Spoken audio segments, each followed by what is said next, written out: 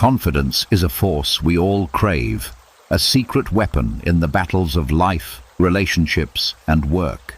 But what if confidence wasn't something you were born with, but something you could build, methodically and purposefully? Imagine waking up tomorrow with a newfound sense of assuredness, your decisions backed by unshakable resolve. The key to this transformation lies within the wisdom of Stoicism, a philosophy that has stood the test of time for over 2,000 years. Today, we'll explore 7 Stoic tactics, rooted in ancient teachings but incredibly relevant in the modern world. These tactics will not only bolster your confidence, but shape your character and empower your life choices. Let's dive into a timeless mindset that can change how you face every challenge with unwavering composure. I'll never forget the day I lost what I thought was the job opportunity of a lifetime. The rejection email arrived at 9:47 a.m. on a Tuesday, and I felt my world collapse. For hours, I sat paralyzed, convinced that this single setback had derailed my entire career. My mind spiraled through catastrophic scenarios: unemployment, financial ruin, the judgment of friends and family. In that moment, I had surrendered all my power to circumstances beyond my control, and I felt utterly helpless. But here's what I didn't realize then. I wasn't trapped by the situation itself. I was imprisoned by my perspective.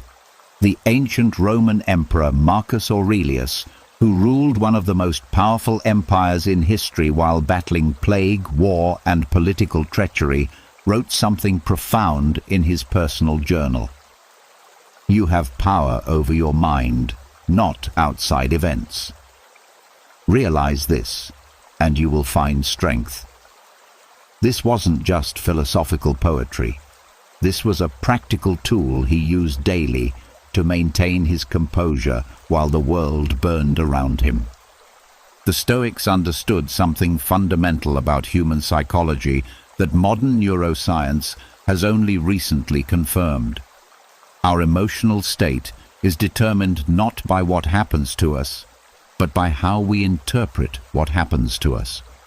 2 people can experience the identical rejection, failure, or setback, yet one emerges devastated while the other grows stronger. The difference? Perspective. This concept sits at the heart of what Stoics called the dichotomy of control, the recognition that some things are within our power and others are not. External events, other people's opinions, outcomes of our efforts, these lie outside our control. But our judgments, our responses, our interpretations, our effort, these belong entirely to us. When we confuse the two, when we invest our emotional energy in things we cannot control, we surrender our confidence and our peace of mind. Consider a public presentation that goes poorly. The external facts are neutral. You spoke, the audience responded in certain ways. Technical difficulties occurred. Whatever happened, happened. But notice how quickly we add interpretation. I'm terrible at public speaking. Everyone thinks I'm incompetent. I've ruined my reputation. These judgments, not the actual events, create our suffering and erode our confidence. Marcus Aurelius faced this daily on a scale most of us cannot imagine. He dealt with betrayal from trusted advisors, military defeats, personal losses, and the weight of millions depending on his decisions. Yet, he maintained his confidence through conscious perspective management.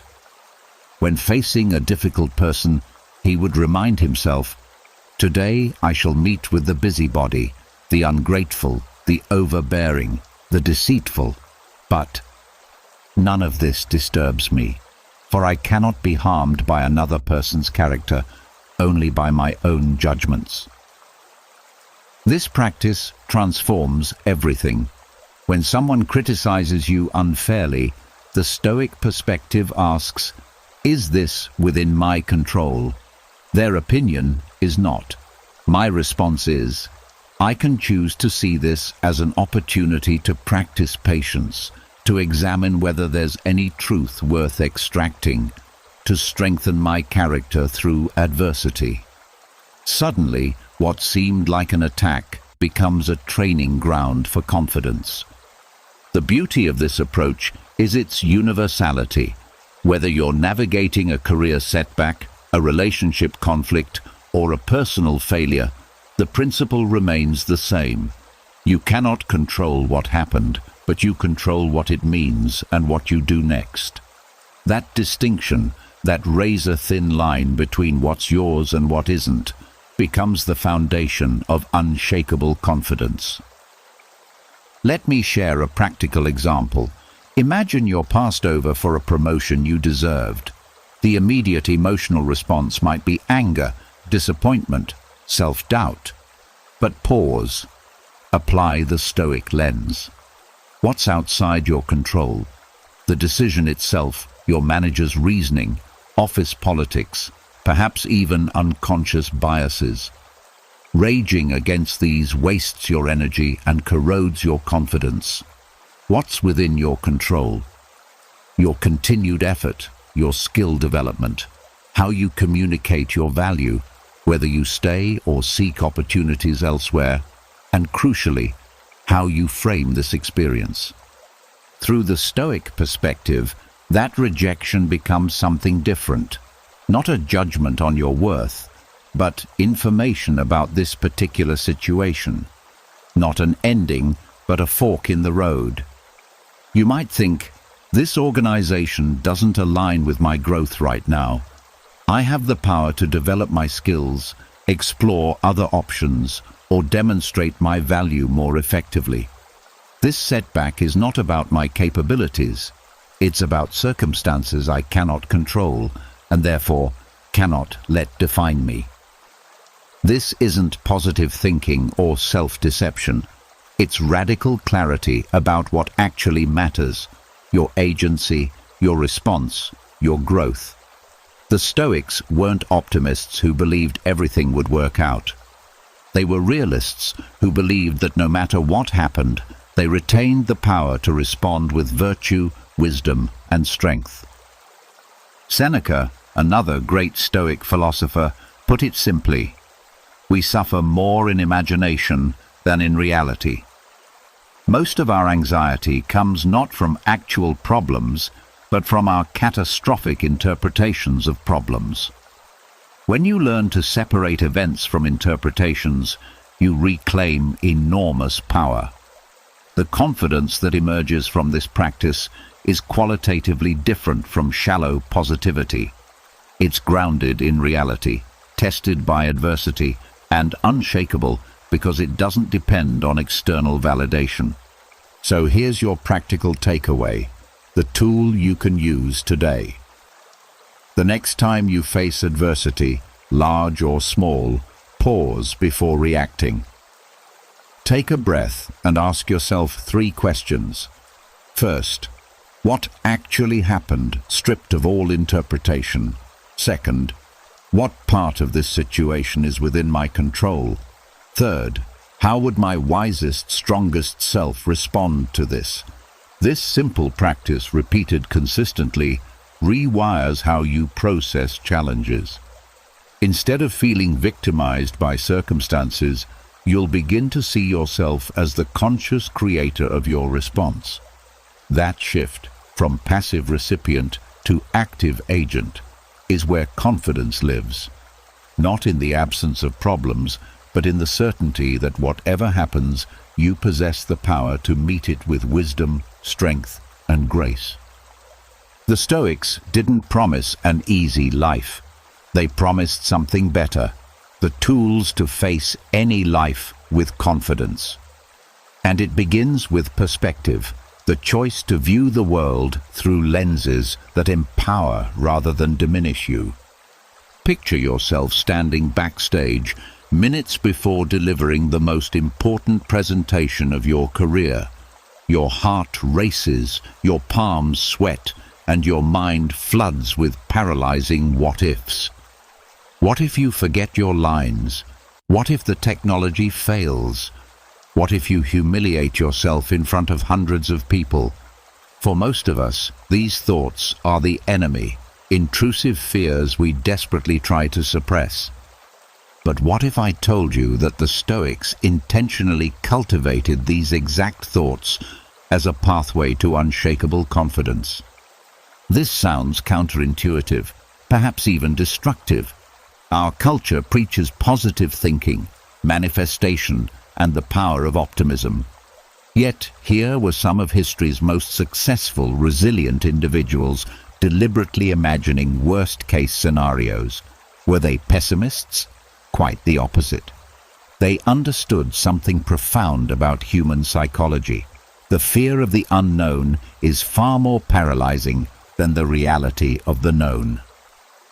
Seneca, the Roman philosopher and advisor to emperors, practiced what the Stoics called premeditatio malorum, the premeditation of evils. He would regularly set aside time to vividly imagine losing his wealth, his position, his health, even his life. This wasn't morbid obsession or catastrophic thinking. This was psychological armor, carefully forged through deliberate practice. The man who has anticipated the coming of troubles, Seneca wrote, takes away their power when they arrive.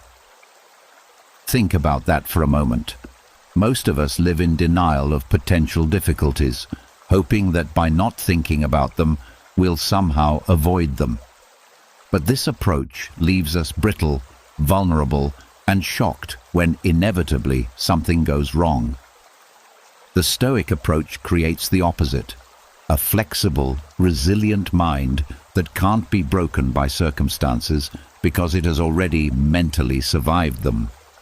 Consider the difference between two people facing the same challenge. Let's say starting a business. The first person, buoyed by enthusiasm and positive affirmations, launches without considering potential obstacles. When the first major setback arrives, a key partnership falls through, funding becomes scarce, or a product launch fails, they're devastated. They didn't see it coming. They haven't prepared emotionally, and now they question everything. The second person, practicing negative visualization, has already imagined these scenarios months before. They've asked themselves, what if my co-founder leaves? What if our first product completely fails? What if we run out of money in 6 months? More importantly, they've mentally walked through their response to each scenario.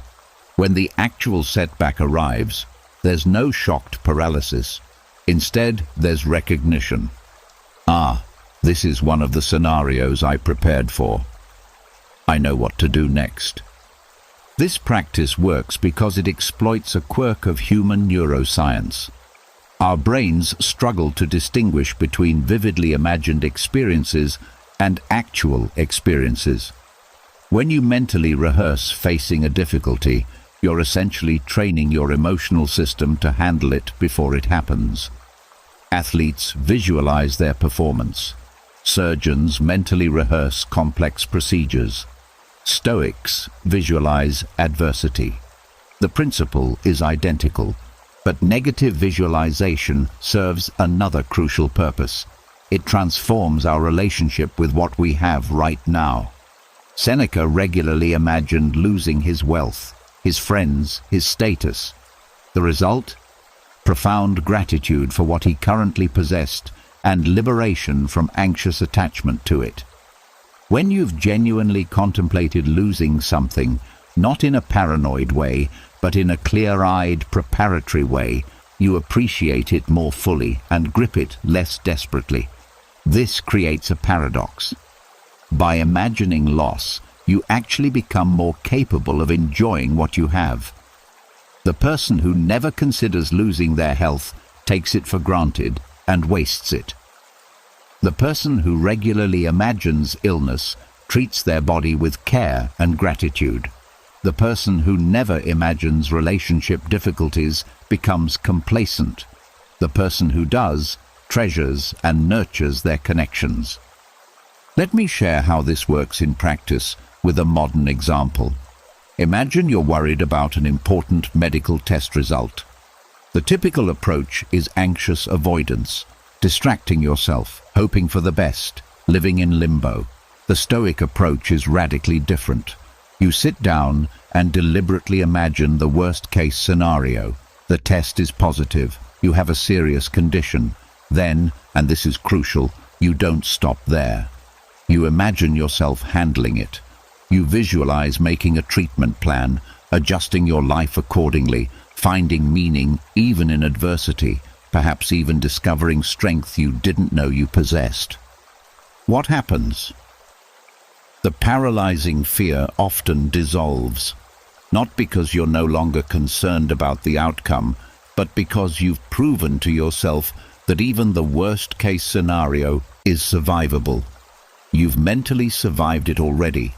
When the actual results arrive, whether good or bad, you're prepared. If they're good, you feel profound relief and gratitude. If they're challenging, you're not destroyed. You're ready. This practice fundamentally changes your relationship with fear. Fear thrives in the vague, the unnamed, the unexamined. When you shine the light of conscious examination on your fears, when you make them specific and then imagine surviving them, they lose their tyrannical hold over you. You realize that most of what you fear wouldn't actually destroy you. It would be difficult, painful perhaps, but survivable. Marcus Aurelius, leading an empire while literally sleeping in military tents during campaigns, wrote, "Nothing happens to any man that he is not formed by nature to bear." He'd already imagined defeat, betrayal, death, not to torture himself, but to prepare himself. When difficulties arrived, he met them with the confidence of someone who had already fought these battles in his mind. The businessman who has imagined bankruptcy isn't paralyzed by financial fear. He makes bolder, wiser decisions. The athlete who has visualized losing performs with less anxiety and more freedom. The person who has contemplated their mortality lives with greater urgency and appreciation. This is the gift of negative visualization, preemptive resilience that transforms potential trauma into manageable challenge. So here's your reflective exercise, your invitation to practice this ancient technique. Choose one fear that quietly haunts you. Perhaps it's professional failure, relationship loss, health challenges, or financial difficulty.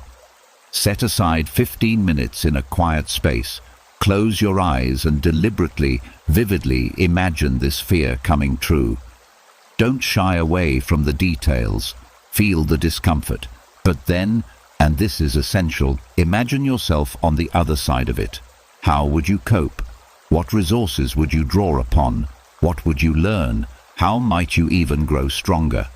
Do this practice regularly, and you'll notice something remarkable. The fears that once paralyzed you begin to seem manageable. Not pleasant, not desired, but survivable. And in that recognition lies tremendous confidence. The confidence of someone who knows that no matter what happens, they have the internal resources to handle it.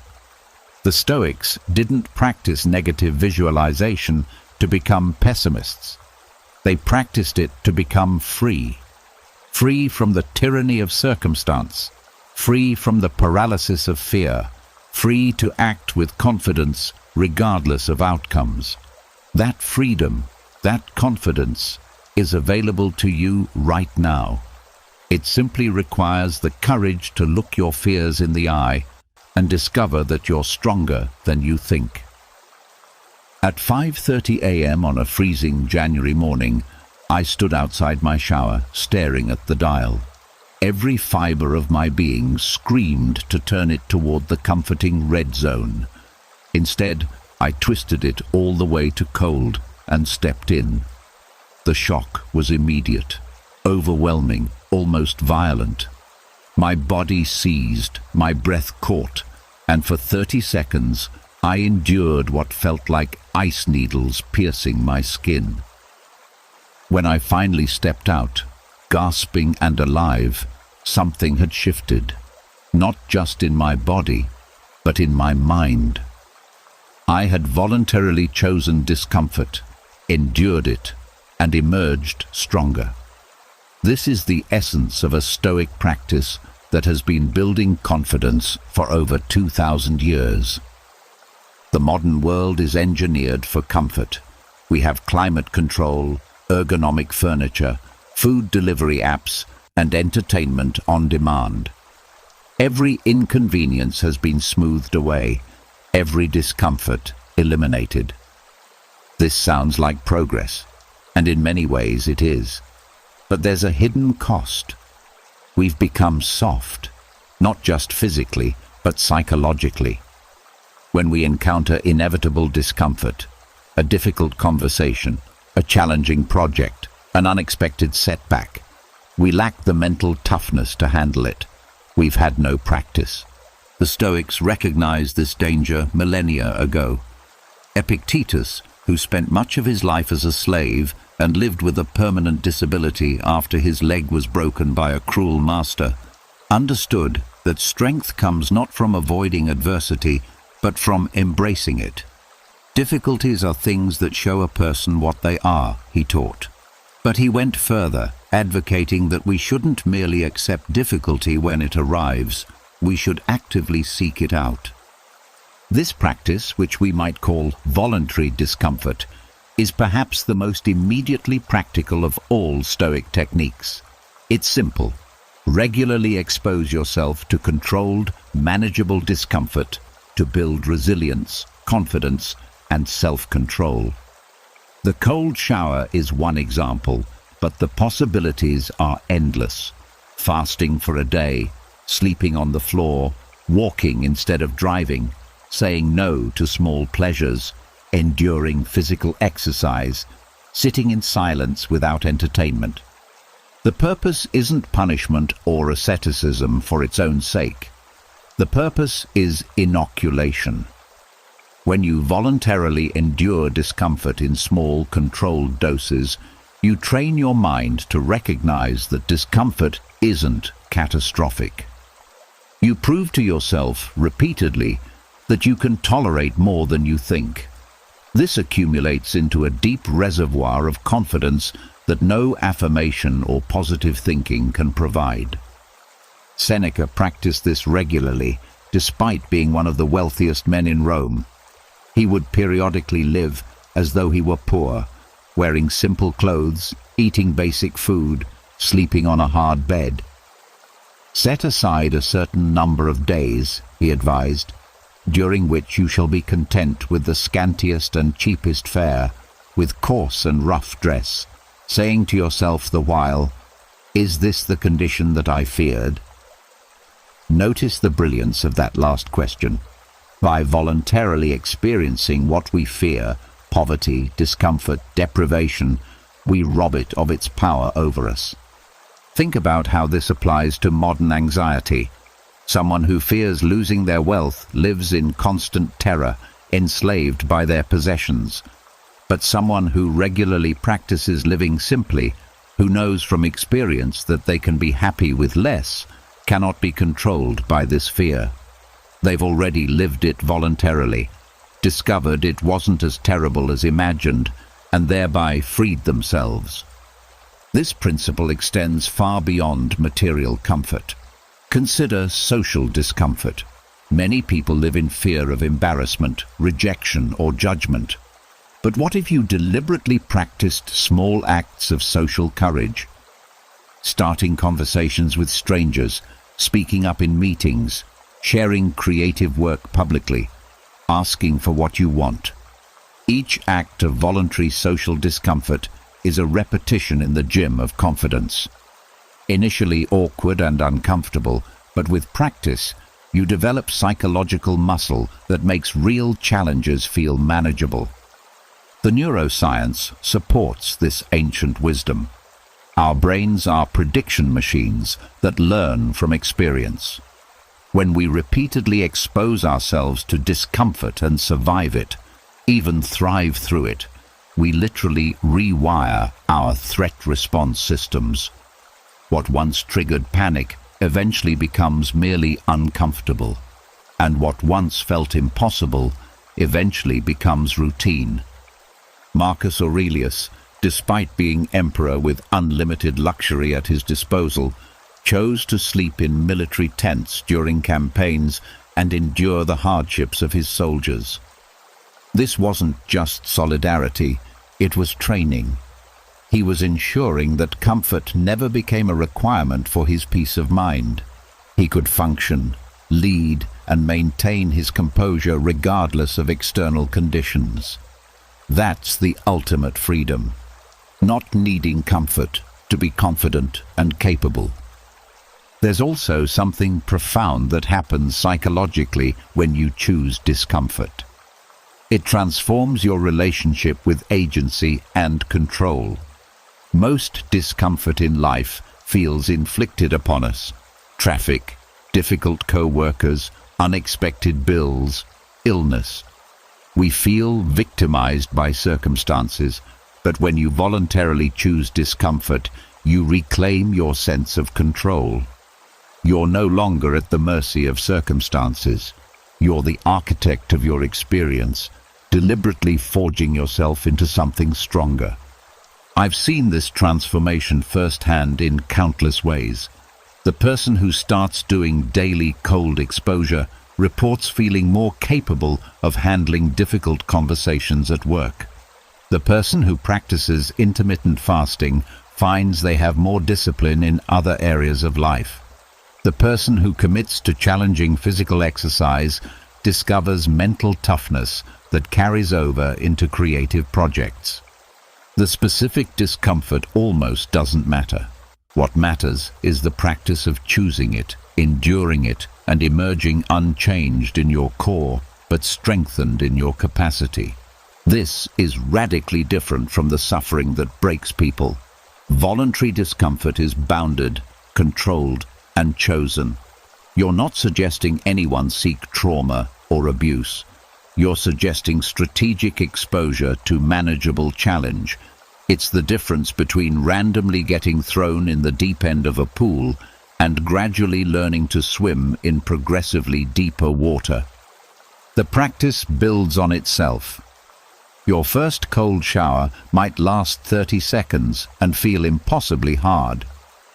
2 weeks later, 2 minutes feels manageable.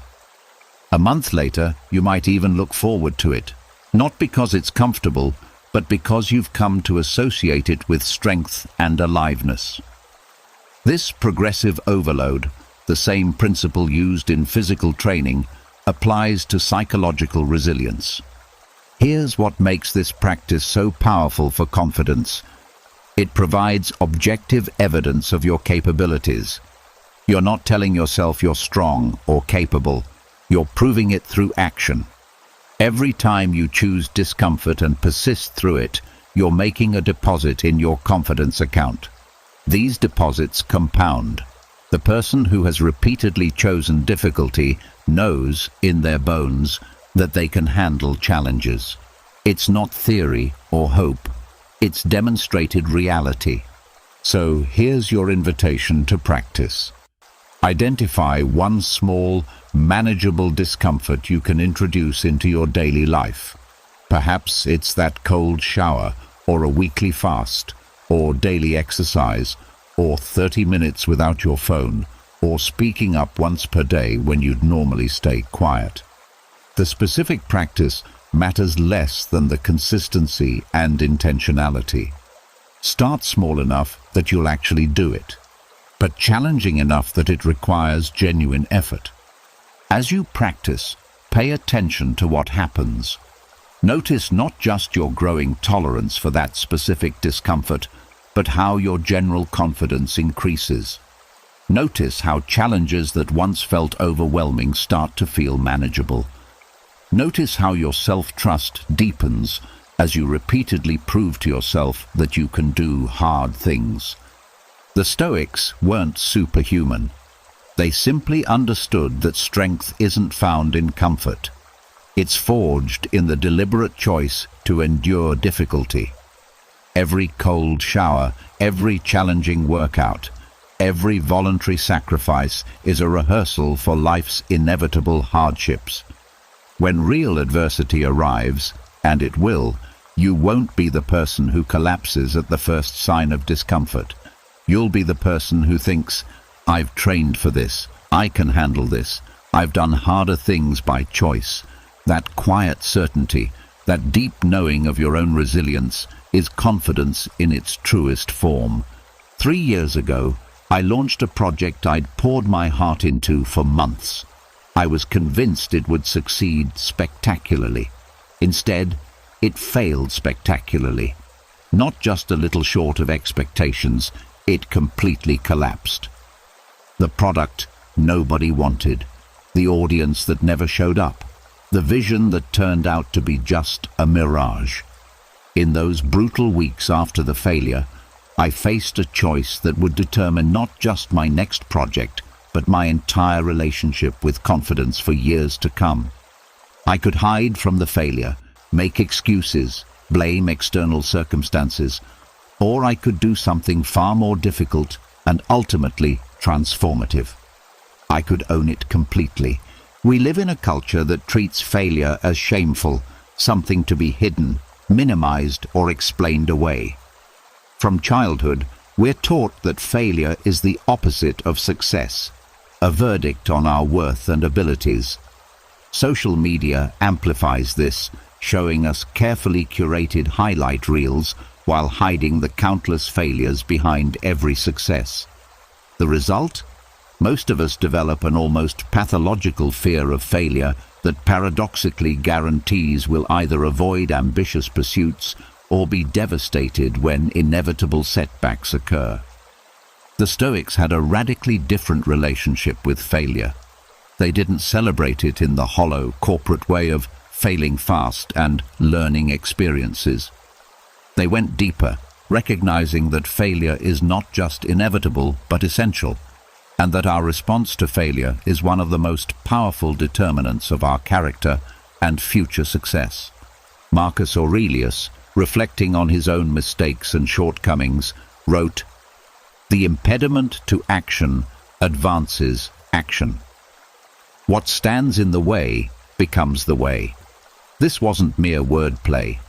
It was a fundamental reorientation toward obstacles and failures. The thing you think is blocking you is actually the path forward, if you can learn to see it correctly. Consider the alternative. The person who cannot accept failure must either attempt nothing ambitious or live in constant terror. If your self-worth is contingent on never failing, you're trapped. You'll only pursue guaranteed successes, which means you'll never grow beyond your current capabilities. Or you'll attempt something bold, hit an inevitable setback, and experience not just the practical problem, but also existential crisis. Because failure has become a referendum on your identity. The Stoic approach liberates you from this prison. When you accept, truly accept, in your bones that failure is a necessary part of any meaningful pursuit, you can finally act with genuine confidence. Not the brittle confidence of someone who's never been tested, but the deep confidence of someone who knows they can fail and survive. Let me be clear about what acceptance means here. It's not resignation or fatalism.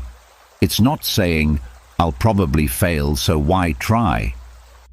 It's recognizing that in any ambitious endeavor, you will encounter failures and setbacks, and that these moments are where growth actually happens. The entrepreneur who's never had a failed business hasn't learned the crucial lessons that make future success possible. The athlete who's never lost hasn't developed the mental toughness required for championship performance. The artist who's never created something terrible hasn't pushed their boundaries enough to create something extraordinary. Epictetus, who endured slavery and disability, taught his students a powerful reframe. Don't seek for everything to happen as you wish it would, but rather wish that everything happens as it actually will happen, and your life will flow well. Applied to failure, this means don't wish you never failed. Accept that you will, and prepare to extract every possible lesson from it. This acceptance becomes ownership. When something goes wrong, the immediate human instinct is to deflect blame. The project failed because of bad timing, difficult team members, market conditions, bad luck, anything but our own choices. And sure, external factors always play a role, but the Stoic recognizes that this deflection, while emotionally protective in the short term, is catastrophically damaging in the long term. When you blame external circumstances for your failures, you implicitly surrender your power to external circumstances. You're saying, I'm not in control. I'm a victim of forces beyond me. This might feel better momentarily, but it obliterates confidence.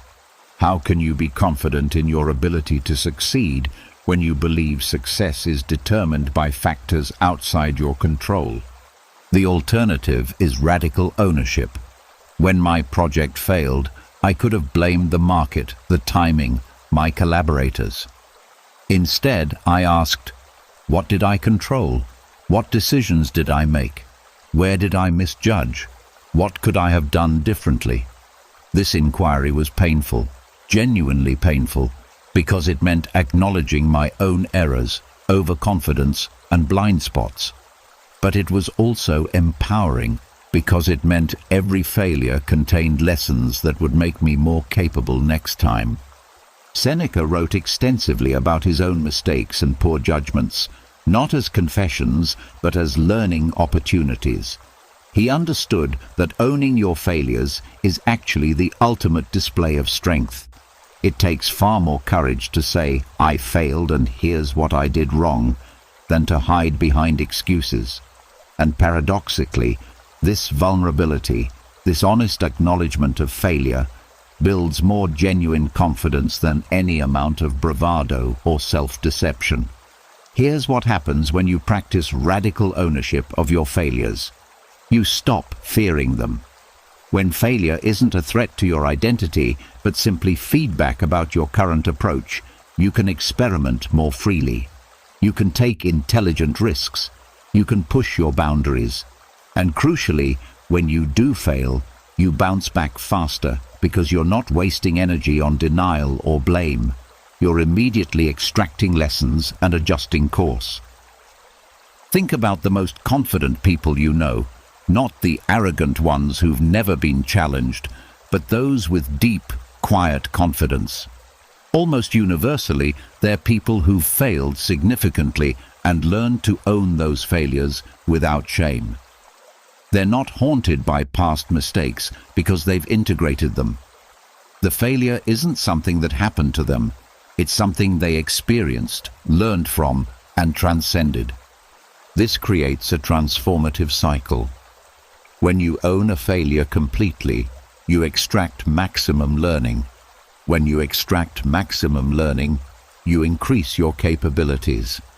When your capabilities increase, you're more likely to succeed next time.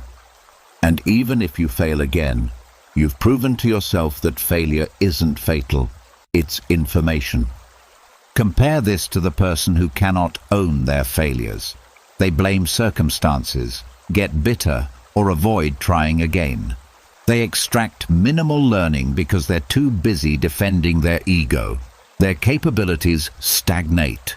Future attempts are undermined by unexamined patterns, and worst of all, their confidence erodes because deep down, they know they're lying to themselves about who's responsible. Let me share a framework that makes this practical. When you encounter a failure, and you will, ask yourself 3 questions. First, what specific actions or decisions did I make that contributed to this outcome? Be ruthlessly honest. Second, given what I now know, what would I do differently? This transforms hindsight into wisdom. Third, what capabilities do I need to develop to handle this type of situation better in the future? This transforms failure into a development roadmap. These questions only work if you're willing to own your role completely, not in a self-flagellating way. The Stoics weren't advocates of shame or self-punishment, in a clear-eyed, growth-oriented way. You're not a bad person for failing. You're a learner who now has more data. This practice fundamentally changes your relationship with risk and ambition. When failure is no longer an existential threat, but simply a potential learning experience, you can pursue meaningful goals without paralyzing fear. Your confidence isn't based on never failing. It's based on knowing you can fail, learn, and continue. That's an infinitely more robust foundation. So here's your invitation, your moment of reflection. Think of one significant failure in your past, perhaps one you've been avoiding examining honestly. Set aside your defenses and ask yourself, what was my role? What did I control that I could have done differently? What can I learn from this that will make me more capable going forward? This exercise might be uncomfortable. Good. The discomfort is the price of growth. On the other side of that honest examination lies something precious. Genuine confidence rooted not in an unblemished record, but in demonstrated resilience and learning capacity. The Stoics didn't promise you wouldn't fail. They promised something far better, that when you do fail, you'll have the tools to transform that failure into the foundation of future success. Failure doesn't diminish you. Only denial of failure does that. Own it, learn from it, and become stronger. That's where true confidence lives. I'm writing this sentence while my phone sits face down in another room, notifications silenced, email closed, and every potential distraction systematically eliminated. This wasn't always my practice. There was a time when I worked with a dozen tabs open, notifications pinging constantly, my attention fracturing into smaller and smaller shards. I told myself I was being productive, staying connected, keeping options open. In reality, I was training myself into chronic distraction and watching my confidence quietly erode with each scattered moment. The connection between focus and confidence isn't immediately obvious, but it's profound. When your attention scatters constantly, you never fully complete anything. When you never fully complete anything, you don't build evidence of your capabilities. When you lack evidence of your capabilities, your confidence remains theoretical, untested, ultimately hollow. The Stoics understood this intimately. Confidence grows from the soil of sustained attention and completed action. Marcus Aurelius, governing an empire that spanned 3 continents while facing plague, warfare, and endless political intrigue, had every excuse for distraction. Yet he wrote, "Confine yourself to the present." External things are not the problem. It's your assessment of them, and that can be erased right now. In another passage, you could leave life right now. Let that determine what you do and say and think. These aren't generic platitudes about living in the moment. They're specific instructions about focus. Direct your attention to what matters right now, ruthlessly eliminate distraction, and act with clarity on what's within your control. The modern world is engaged in an all-out assault on your attention. Every app, website, and platform employs teams of engineers whose sole job is to fracture your focus and capture your eyes. Notifications are carefully timed to create behavioral loops. Infinite scroll eliminates natural stopping points. Algorithm-driven feeds are optimized for compulsion, not value. The result? The average person's attention span has collapsed. Their ability to sustain focus on difficult tasks has atrophied, and their confidence has suffered in ways they don't even recognize. Here's why this matters for confidence. Complex, meaningful work, the kind that actually builds competence and self-trust, requires sustained attention. You cannot write a thoughtful article, solve a difficult problem, build a valuable skill, or create meaningful work while checking your phone every 3 minutes. The quality of your attention determines the quality of your output, which determines your justified confidence in your abilities. When you work in a scattered, distracted state, you know, at some level, that you're not giving your full capacity. You might complete tasks, but there's always a nagging sense that you could have done better if you'd been fully present. This erodes confidence more subtly, but more completely than outright failure. At least with failure, you know you gave it your all. With chronic distraction, you never discover what you're actually capable of. The Stoic discipline of focus operates on several levels. First, there's focus on what you can control versus what you cannot. We've explored this with the dichotomy of control, but it extends to attention management. Every minute you spend worrying about things outside your control, other people's opinions, economic conditions, political events, past mistakes, is a minute of attention wasted. Marcus reminded himself constantly, focus only on what's in your power. Everything else is noise. Second, there's focus on the present moment. The anxious mind lives in the future, catastrophizing about what might go wrong. The ruminating mind lives in the past, replaying mistakes and missed opportunities. Both states obliterate confidence because they pull attention away from the only place you have power, right now.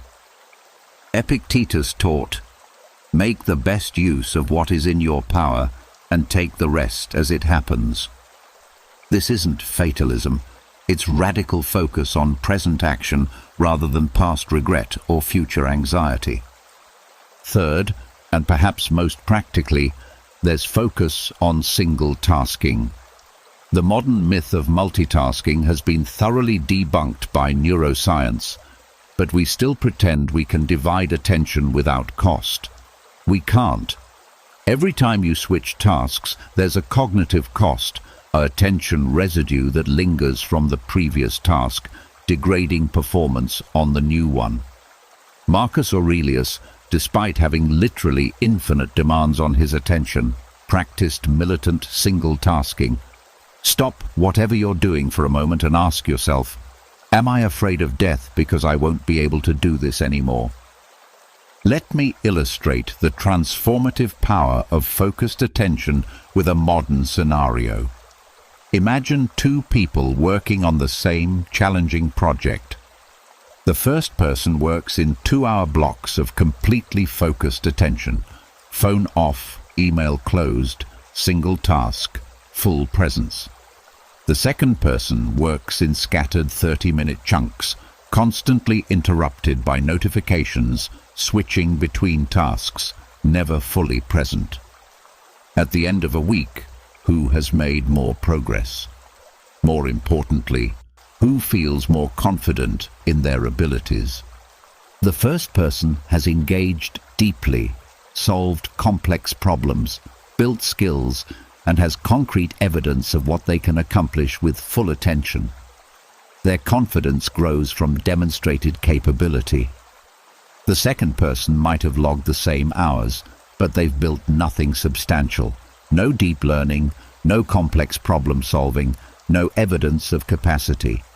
Their confidence remains untested hypothesis.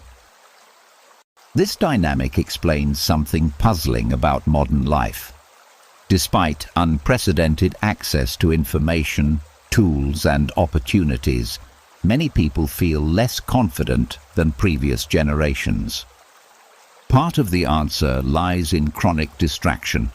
When you never sustain attention long enough to complete something meaningful, you never build real competence. You remain perpetually surface level, dabbling but never mastering, starting but never finishing. The Stoics also connected focus to what they called prohairesis, the faculty of choice and moral will. Epictetus taught that this was the only thing truly our own, the only thing that couldn't be taken by tyrants or circumstances. But prohairesis only functions when you're focused enough to use it. In distraction, you're not choosing, you're reacting, being pulled by impulse and external stimulus. In focus, you're exercising your highest human capacity, conscious, intentional choice. Seneca wrote extensively about the importance of concentration, warning that a mind spread across too many concerns accomplishes nothing. To be everywhere is to be nowhere. He advocated what we might call time blocking, setting aside sacred periods for deep thought and work, protected from interruption. He practiced this himself, despite being one of the most politically connected and socially obligated men in Rome. Every day included periods of complete withdrawal for reading, writing, and contemplation. These weren't luxuries, they were the foundation of his effectiveness and his confidence. There's a profound psychological mechanism at work here. When you practice sustained focus, you enter what modern psychologists call flow states, periods of complete absorption where time seems to disappear and your capabilities expand. These states are where peak performance happens, but more importantly for our purposes, they're where genuine confidence is forged. In flow, you directly experience what you're capable of when you bring full attention to a challenge. This experience is infinitely more powerful than any affirmation or motivational speech. Consider the confidence of a craftsman, a carpenter, a surgeon, a musician, who has spent thousands of hours in focused practice. Their confidence isn't based on positive self-talk. It's based on the direct, repeated experience of sustained attention producing mastery. They know what they can do because they've done it, over and over, with full focus. This is confidence in its most authentic form. Now contrast this with the pseudo-confidence of someone who's never sustained attention long enough to develop real skill. They might talk a good game, project bravado, even temporarily convince themselves and others. But there's always a hollowness, a brittleness. When tested, the facade cracks because there's no substance beneath it. Real confidence requires the substance that only focused practice can build. The discipline of focus also creates what we might call cognitive sovereignty. In distraction, you're enslaved to your impulses, to algorithms, to whoever or whatever can capture your attention. In focus, you're free. You've reclaimed the most valuable resource you possess, the conscious direction of your mental energy. This sovereignty is itself deeply confidence-building. You're no longer a leaf blown by every wind. You're an agent consciously choosing where to direct your power. Marcus Aurelius faced a unique version of this challenge. As emperor, he had legitimate demands on his attention from every corner of the empire. Yet he developed what we might call strategic focus. He would identify the essential issues, the things that truly mattered, and give them his full attention. Everything else, no matter how urgent it seemed, was delegated or ignored. He wrote, "Ask yourself at every moment, is this necessary?" This ruthless prioritization allowed him to maintain focus on what was actually important rather than merely urgent. This practice translates directly to modern life. Most of what screams for our attention isn't important. It's just loud. The email that seems urgent, the notification that seems pressing, The news that seems critical, most of it is noise that will be irrelevant tomorrow. The discipline is to constantly ask, what deserves my focus right now? What am I actually trying to accomplish? What's the one thing that, if I gave it my full attention, would make the biggest difference? There's also a meditative quality to Stoic focus that differs from mere productivity hacking. It's not just about getting more done, it's about being fully present with whatever you're doing, even if that's something simple. Washing dishes with full attention, walking with full presence, listening to another person without planning your response. This comprehensive focus creates a quality of attention that permeates your entire life, and with it comes a deep confidence in your ability to be present with reality as it is. Let me share practical techniques for developing this discipline, drawn from both Stoic teaching and modern understanding. First, create sacred containers for deep work. Set aside specific times, even if just 1 hour per day initially, where you eliminate all potential distractions. Phone off, internet blocked if necessary, door closed. During this time, focus on one significant task with full attention. Don't check email, don't peek at messages, just work. Second, practice what Marcus called removing impressions. Throughout the day, notice when your attention gets hijacked by a notification, a wandering thought, an emotional reaction. Pause, take a breath, and consciously redirect your attention to what you chose to focus on. This micro-practice, repeated hundreds of times, trains attentional control like a muscle. Third, conduct regular focus audits. At the end of each day, honestly assess, how much time did I spend in focused, intentional action versus scattered, reactive distraction? What pulled me off course? What enabled deep focus? This isn't about judgment, it's about data. You can't improve what you don't measure. Fourth, establish clear stopping points and transitions. One reason we stay perpetually distracted is we never fully finish one thing before starting another. When you complete a focused work session, mark it. Close the laptop, take a walk, create a clear boundary. This allows your mind to consolidate learning and prepares you to bring full attention to whatever comes next. Fifth, practice progressive focus training. Start with 25-minute focused sessions if that's all you can sustain. Build gradually to 50 minutes, then 90, then 2 hours. Like physical training, attentional capacity develops through progressive challenge. Don't expect to immediately sustain hours of deep focus if you've been training chronic distraction for years. The transformation this creates extends far beyond productivity. As you develop the capacity for sustained attention, you'll notice your confidence growing in direct proportion. You're completing meaningful work, building real skills, and accumulating evidence of your capabilities. But more subtly, you're developing self-trust. Each time you commit to focus and actually do it, you're proving to yourself that you can do what you set out to do. This keeps compounding. Consider the alternative trajectory. Someone who never develops focus drifts through years, perpetually busy, but never truly productive, starting dozens of projects but finishing few, knowing at some level that they're not operating at their capacity. How can genuine confidence develop in that pattern? It can't. Confidence requires the foundation of demonstrated capability, which requires sustained attention.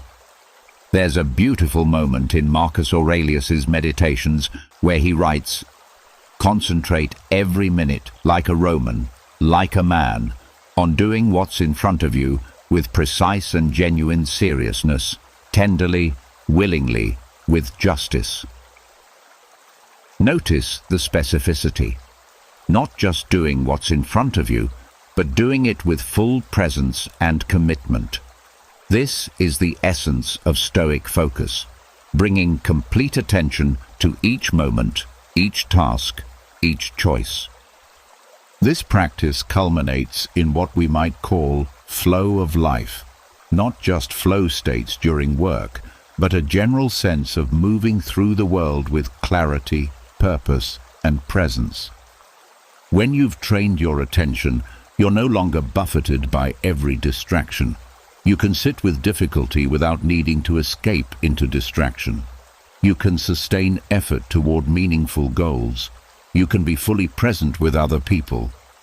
This creates a quality of confidence that's less about believing in yourself and more about simply knowing what you're capable of through repeated demonstration. Here's your practical invitation to begin. Choose one activity today.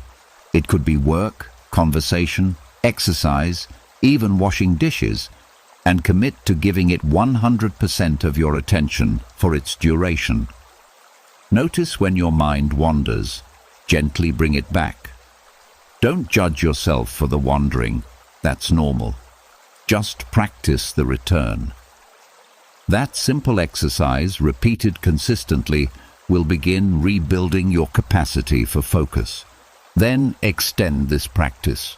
Tomorrow, add another focused activity. By week's end, you might have several islands of full attention in your day. Over months, these islands expand and connect until focused attention becomes your default rather than distraction. And as this happens, notice what occurs with your confidence.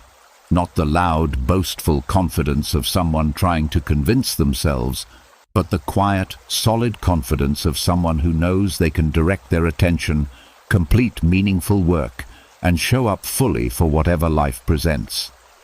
The Stoics didn't just talk about focus, they lived it in circumstances far more distracting and demanding than most of us will ever face. Marcus ruling an empire, Epictetus teaching while enslaved, Seneca navigating treacherous political waters. Yet they maintained the discipline of attention because they understood. This is where power lives. Not in controlling external circumstances, but in controlling the one thing that's truly yours, your attention and how you deploy it. In our hyper-connected, deliberately distracting age, this discipline is more countercultural and more necessary than ever. Everyone around you will be scattered, reactive, perpetually distracted. But you have a choice. You can reclaim your attention. You can build the capacity for sustained focus. And in doing so, you'll build something far more valuable than productivity. You'll build genuine, tested, unshakable confidence. The confidence that comes from knowing you can direct your full power toward what matters, and that when you do, you're capable of far more than you imagined. That confidence, forged in the discipline of focus, is the foundation upon which everything else rests. The Stoics knew it, and now, so do you. The argument started over something trivial. I can't even remember what now, but within seconds, I felt the familiar surge of anger rising through my chest. My heart rate spiked, my jaw clenched, and words formed on my tongue that I knew I'd regret. In that moment, I stood at a fork in the road that appears dozens of times each day. React immediately to the impulse, or pause and choose my response. For years, I'd taken the first path automatically, letting emotions dictate my actions, then dealing with the aftermath. But that day, I paused. Just 3 seconds. And in those 3 seconds, everything changed. This is the essence of self-control, and it's perhaps the most misunderstood virtue in the Stoic arsenal. When most people hear self-control, they imagine white-knuckled repression, denying yourself pleasure, living like an austere monk. But the Stoics meant something radically different and far more powerful. Self-control isn't about suppressing who you are. It's about becoming who you want to be. It's the difference between being controlled by your impulses and consciously directing your life. Marcus Aurelius understood this intimately. As emperor, he had unlimited access to every pleasure, vice, and indulgence imaginable. No one could have stopped him from giving in to anger, lust, greed, or any other impulse. Yet he wrote, "You have power over your mind, not outside events." Realize this, and you will find strength.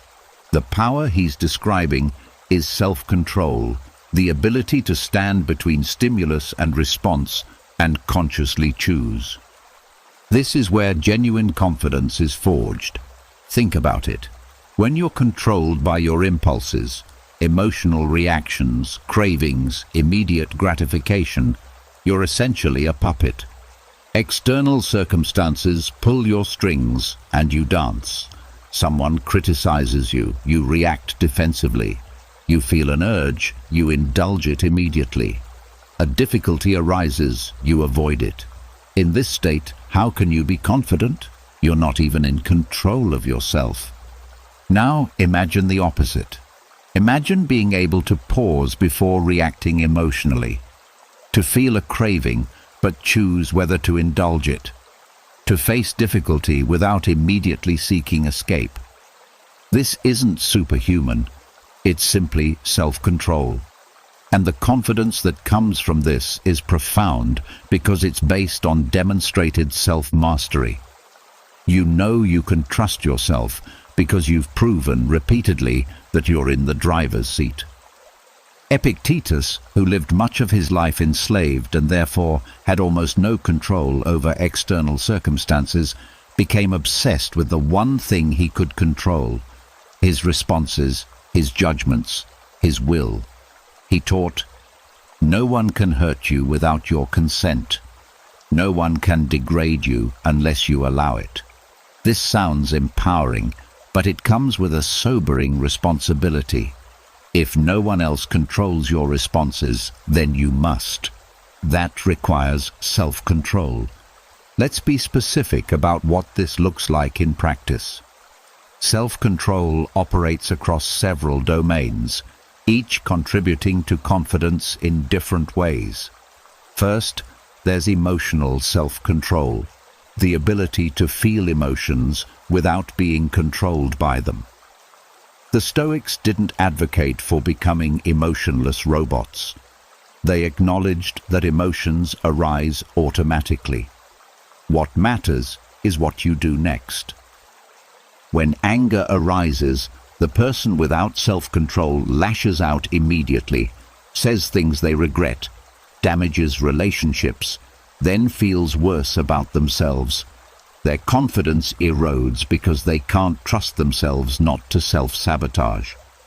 The person with self-control feels the anger, recognizes it, but chooses their response.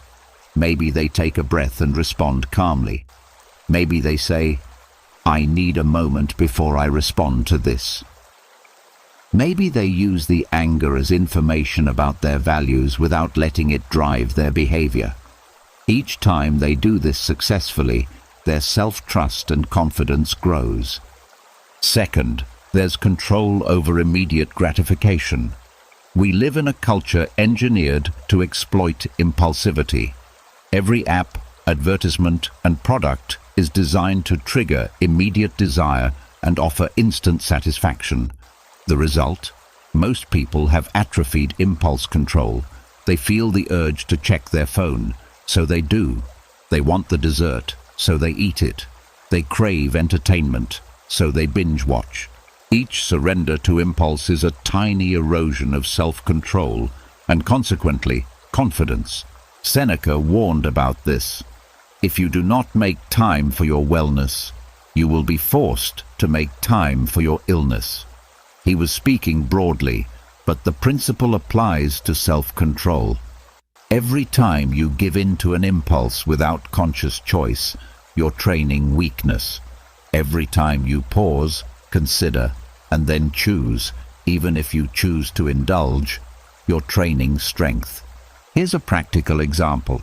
You're working on something important when you feel the urge to check social media. The person without self-control simply picks up their phone, often without even conscious awareness they're doing it. 20 minutes later, they snap out of the scroll, feeling worse and having accomplished nothing. Their confidence in their ability to focus and follow through has taken another hit. The person practicing self-control feels the same urge, but recognizes it. I want to check my phone. Then they choose, I'm going to finish this paragraph first. Then I can decide if I still want to. Often, by the time they finish the paragraph, the urge has passed. But even if they do check their phone after, they've exercised choice rather than compulsion. This seems minor, but multiply it by dozens of decisions per day, and you see how self-control compounds into confidence. The third domain is control over negative thought patterns. Your mind generates thoughts automatically. Fears, doubts, criticisms, catastrophic scenarios. The person without mental self-control believes every thought, identifies with every worry, follows every anxious rabbit hole. The person with self-control recognizes, that's a thought. It's not necessarily true. I don't have to follow it. Marcus Aurelius practiced this constantly. His meditations are full of him catching unhelpful thought patterns and consciously reframing them. It can ruin your life only if it ruins your character, he wrote. Otherwise, it cannot harm you, inside or out. This is cognitive self-control, choosing which thoughts to entertain and which to dismiss. The confidence this builds is remarkable. When you realize you don't have to believe every anxious thought, every self-doubt, every catastrophic prediction, you're suddenly free. You still feel fear or doubt, but you're not controlled by it. You can acknowledge the feeling and choose courage anyway. That's not fearlessness, that's self-control, which is far more valuable. So how do you actually develop this virtue? The Stoics offered several practices that remain powerful today. First, the practice of premeditatio, which we've explored as negative visualization, but which also applies to impulse control. Before entering a situation where you know you'll face temptation or emotional triggers, mentally rehearse your response. If you're going to a social event where you tend to drink too much, visualize yourself stopping after 2 drinks. If you're about to have a difficult conversation, imagine staying calm even if the other person gets angry.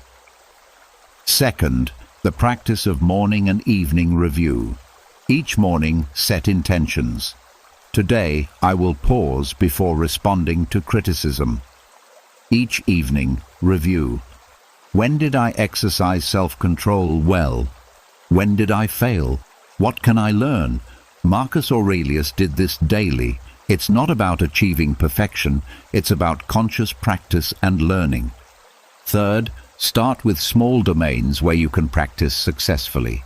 Don't try to overhaul your entire life overnight. Pick one area. Maybe you'll practice pausing 3 seconds before responding to anyone today. Or you'll resist checking your phone for the first hour after waking. Or you'll skip dessert once this week. Make it small enough that you'll succeed, because each success builds confidence and makes the next exercise of self-control easier. Fourth, understand your triggers and weak points. Seneca advised, if you wish to put off all worry, assume that what you fear may happen is certainly going to happen. Applied to self-control, this means, know thyself. When are you most vulnerable to losing control? When tired, when hungry, when stressed, around certain people, in certain situations. Once you know your patterns, you can prepare for them rather than being blindsided. Fifth, practice the pause. This is perhaps the most powerful technique of all. When you feel a strong emotion or impulse, simply pause. Take 3 conscious breaths. Count to 10. Say, "I notice I'm feeling angry right now," rather than, "You made me angry." This tiny gap between stimulus and response is where freedom lives.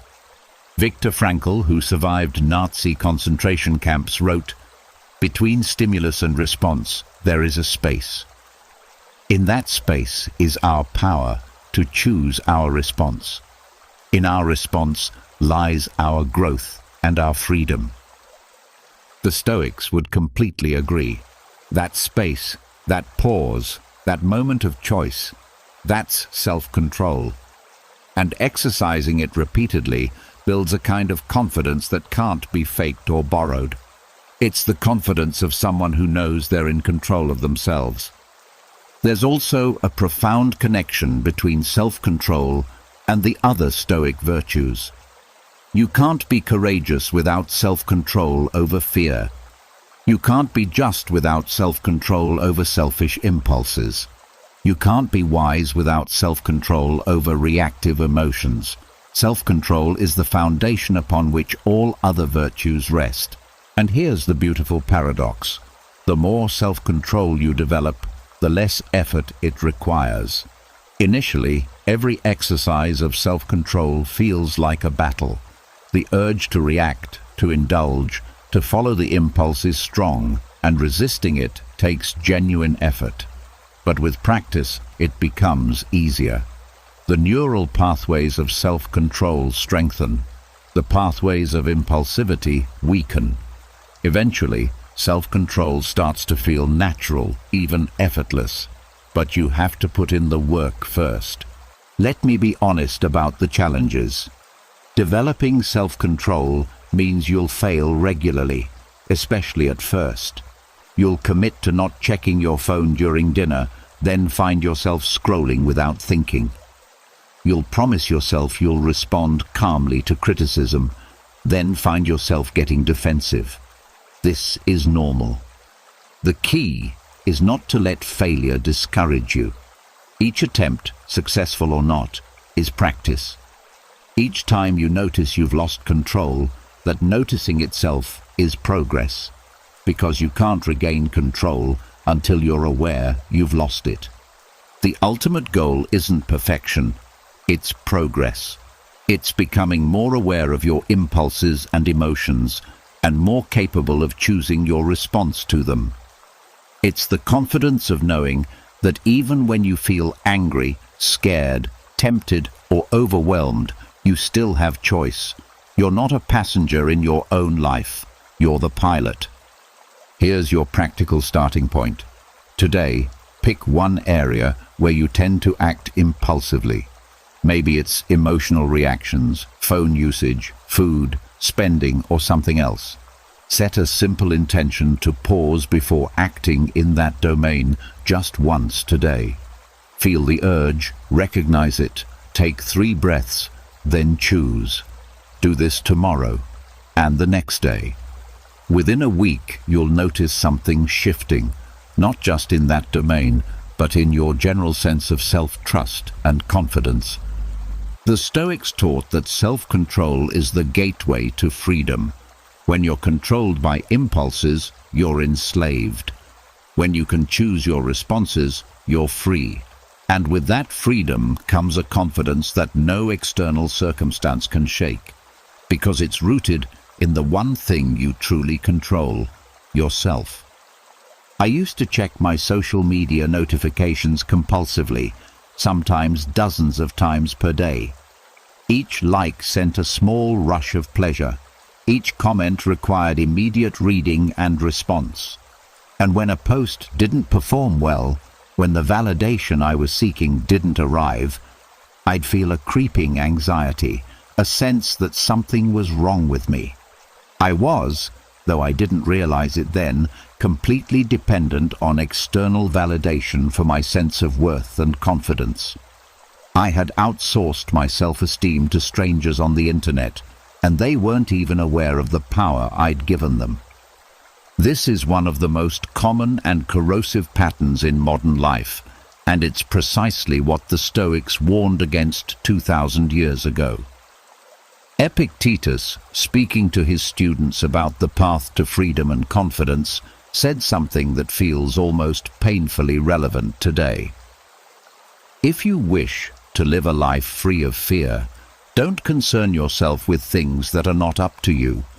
Don't try to avoid what you cannot control, and what's less in your control than other people's opinions of you. The irony is profound. The more you seek confidence through external validation, the less confident you become. Each time you look outside yourself for approval, you're implicitly declaring that you don't trust your own judgment. Each time you adjust your behavior to earn praise or avoid criticism, you're surrendering your authenticity.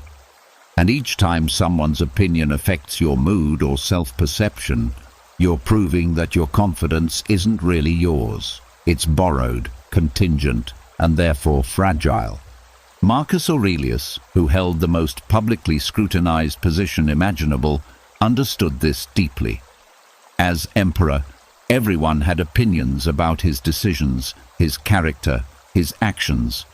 He could have spent every waking moment trying to please senators, soldiers, citizens, historians, even the gods. Instead, he wrote this remarkable passage. "I have often wondered how it is that every man loves himself more than all the rest of men, but yet sets less value on his own opinion of himself than on the opinion of others." Think about that observation. You presumably know yourself better than anyone else does. You have access to your intentions, your growth, your efforts, your full context. Yet when someone else, who knows only a fraction of your story, judges you, their opinion somehow weighs more than your own. This is the trap of external validation, and it's a trap that makes genuine confidence impossible. Let me distinguish between two types of validation, because this nuance matters. There's information and there's approval. Information from others can be valuable, constructive feedback about your work, honest observations about your behavior, data about how you're being perceived. The Stoics weren't against gathering information. What they opposed was needing approval, requiring others to think well of you for you to think well of yourself. Seneca captured this distinction perfectly. A gem cannot be polished without friction, nor a person perfected without trials. He sought friction, feedback, even criticism, but as information for growth, not as a measure of his worth. He knew his worth came from his character and his adherence to his values, not from public opinion. The problem with needing external validation is that it's an inherently unstable foundation for confidence. People's opinions change constantly based on factors that have nothing to do with you. Someone might criticize you not because you did anything wrong, but because they're having a bad day. They misunderstood your intentions, they're projecting their own insecurities, or they simply have different values. If your confidence depends on universal approval, you're building on quicksand. Moreover, seeking validation creates perverse incentives. You start making decisions based not on what you believe is right, but on what you think will earn approval. You censor your authentic self, perform for your audience, chase metrics that don't matter. I see this everywhere now. People agonizing over how many followers they have, how many likes a post received, whether they're being invited to the right events, whether they're being perceived as successful. The anxiety is palpable, and the confidence is nowhere to be found. Epictetus offered a radical alternative. If you want to improve, be content to be thought foolish and stupid. This sounds extreme, but it's liberating. Once you release the need for universal approval, you're free to actually be yourself, to take risks, to pursue what matters to you rather than what impresses others. And paradoxically, this is when real confidence emerges. because it's rooted in internal alignment rather than external metrics. Here's what Stoic detachment actually looks like in practice. It doesn't mean you don't care about anyone's opinion ever. It means you carefully distinguish between whose opinions contain valuable information and whose don't. It means you can hear criticism without being destroyed by it, and praise without becoming dependent on it. It means your self-assessment comes primarily from your own values and standards rather than from external feedback. I learned this lesson painfully in my own life. After years of unconsciously seeking validation through social media, I conducted an experiment. I deleted all social media apps from my phone for 30 days. No checking likes, comments, follow accounts, nothing. The first few days were uncomfortable, like breaking any addiction. But something remarkable happened around day 10. Without the constant feedback loop, I started making decisions based purely on what I thought was right or interesting. I shared work because I believed in it, not because I thought it would perform well. I had conversations because I valued them, not because they were with important people. By the end of the month, I felt more confident than I had in years, not because anyone had validated me, quite the opposite, but because I'd proven to myself that I didn't need constant validation to function. My sense of worth came from within, from my efforts, my values, my growth. This was Stoic detachment in action. The practice has several layers. The first is catching yourself when you're seeking validation. Notice when you're about to share something primarily for approval. Notice when you're crafting an email more to impress than to communicate. Notice when someone's criticism hits harder than it should. These moments of awareness are the first step. The second layer is questioning the source. Marcus Aurelius asked himself constantly, does what happened keep you from acting with justice, generosity, self-control, sanity, prudence, honesty, humility, straightforwardness? Notice what's not on that list. Being liked, being praised, being popular. He measured himself against internal standards, virtues, not external metrics. When someone criticizes you, the Stoic response isn't to immediately defend yourself or feel wounded. It's to ask, is this criticism valid based on my own standards? Is there useful information here? If yes, you extract the lesson and thank them. If no, you acknowledge their perspective and move on. Either way, your confidence remains intact because it's not dependent on their opinion. The third layer is actively cultivating internal validation. This is where journaling becomes powerful. Instead of scrolling for likes, write down what you did today that aligns with your values. Instead of seeking praise, honestly assess your own efforts. Instead of comparing yourself to others, track your own growth. This builds a habit of looking inward for assessment rather than outward. There's a story about Epictetus that illustrates this perfectly. A student came to him anxious about what others thought of him. Epictetus asked, "Why do you care what someone thinks of you when you wouldn't care what you thought of them?" The student was confused. Epictetus explained, "You don't spend your days worrying about whether you approve of random strangers. Why would you spend your days worried about whether they approve of you?" The asymmetry reveals the absurdity. This doesn't mean become arrogant or dismissive of all feedback. The Stoics valued humility and wisdom, which includes recognizing that we don't have all the answers.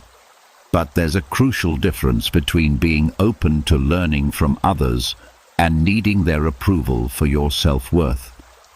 One is wisdom, the other is weakness. Let me offer a practical framework for developing this detachment. First, identify whose opinions actually matter to you, not because of their status or power, but because you respect their wisdom and judgment.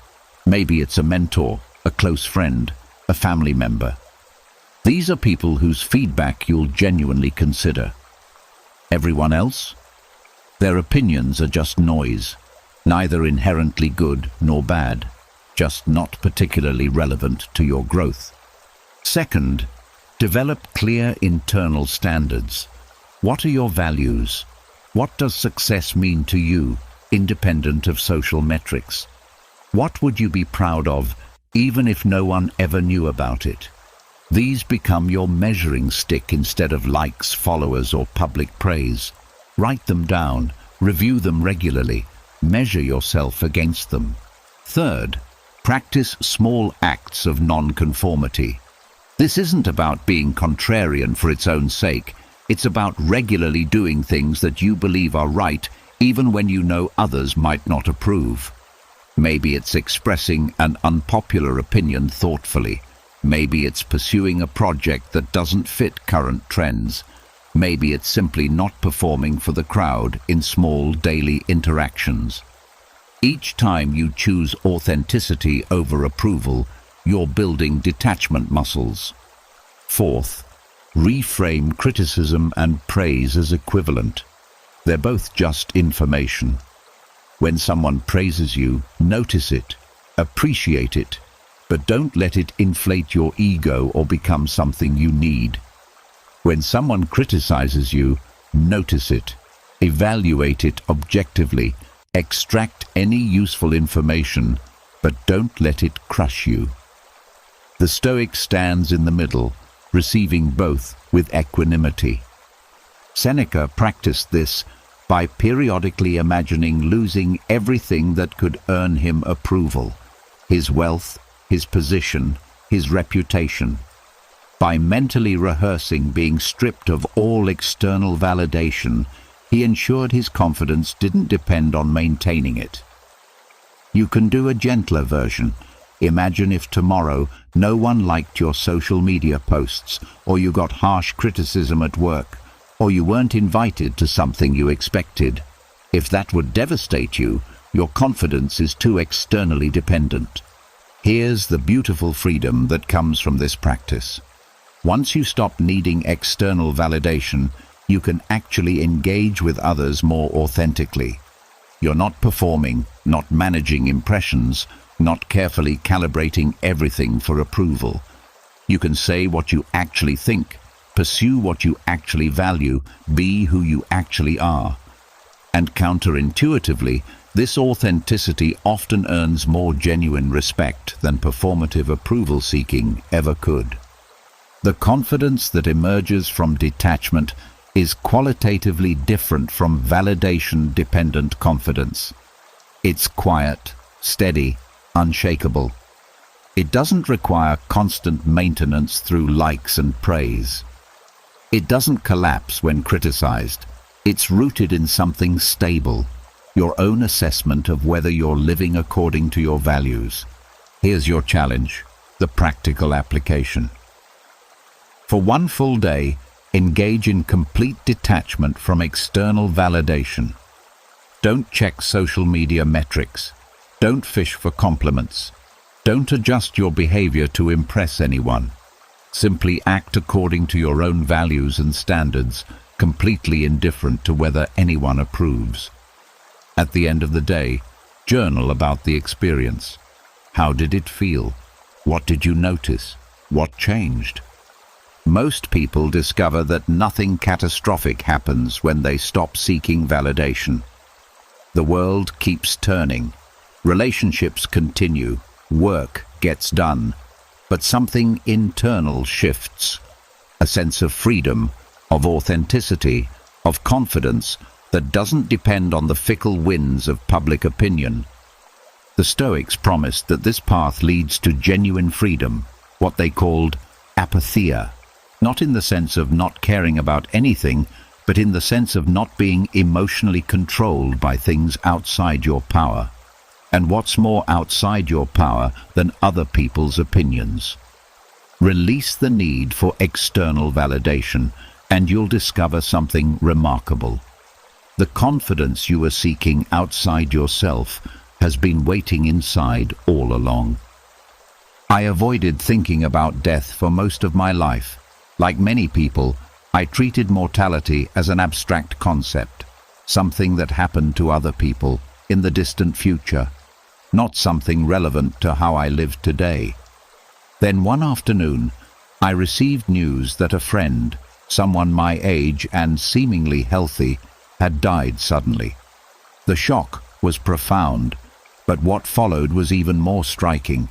A crystal clear awareness that I'd been living as though I had infinite time, wasting hours on trivialities while my actual days were slipping away unnoticed. This wake-up call is what the Stoics deliberately cultivated through a practice they called memento mori. Remember, you will die. To modern ears, this sounds morbid, even depressing. Why would thinking about death help you build confidence or live better? But the Stoics understood something profound. Acknowledging mortality isn't about dwelling on death. It's about fully inhabiting life. Marcus Aurelius, who ruled an empire while facing wars, plagues, and the constant proximity of death, wrote, "You could leave life right now. Let that determine what you do and say and think." This wasn't pessimism or fatalism.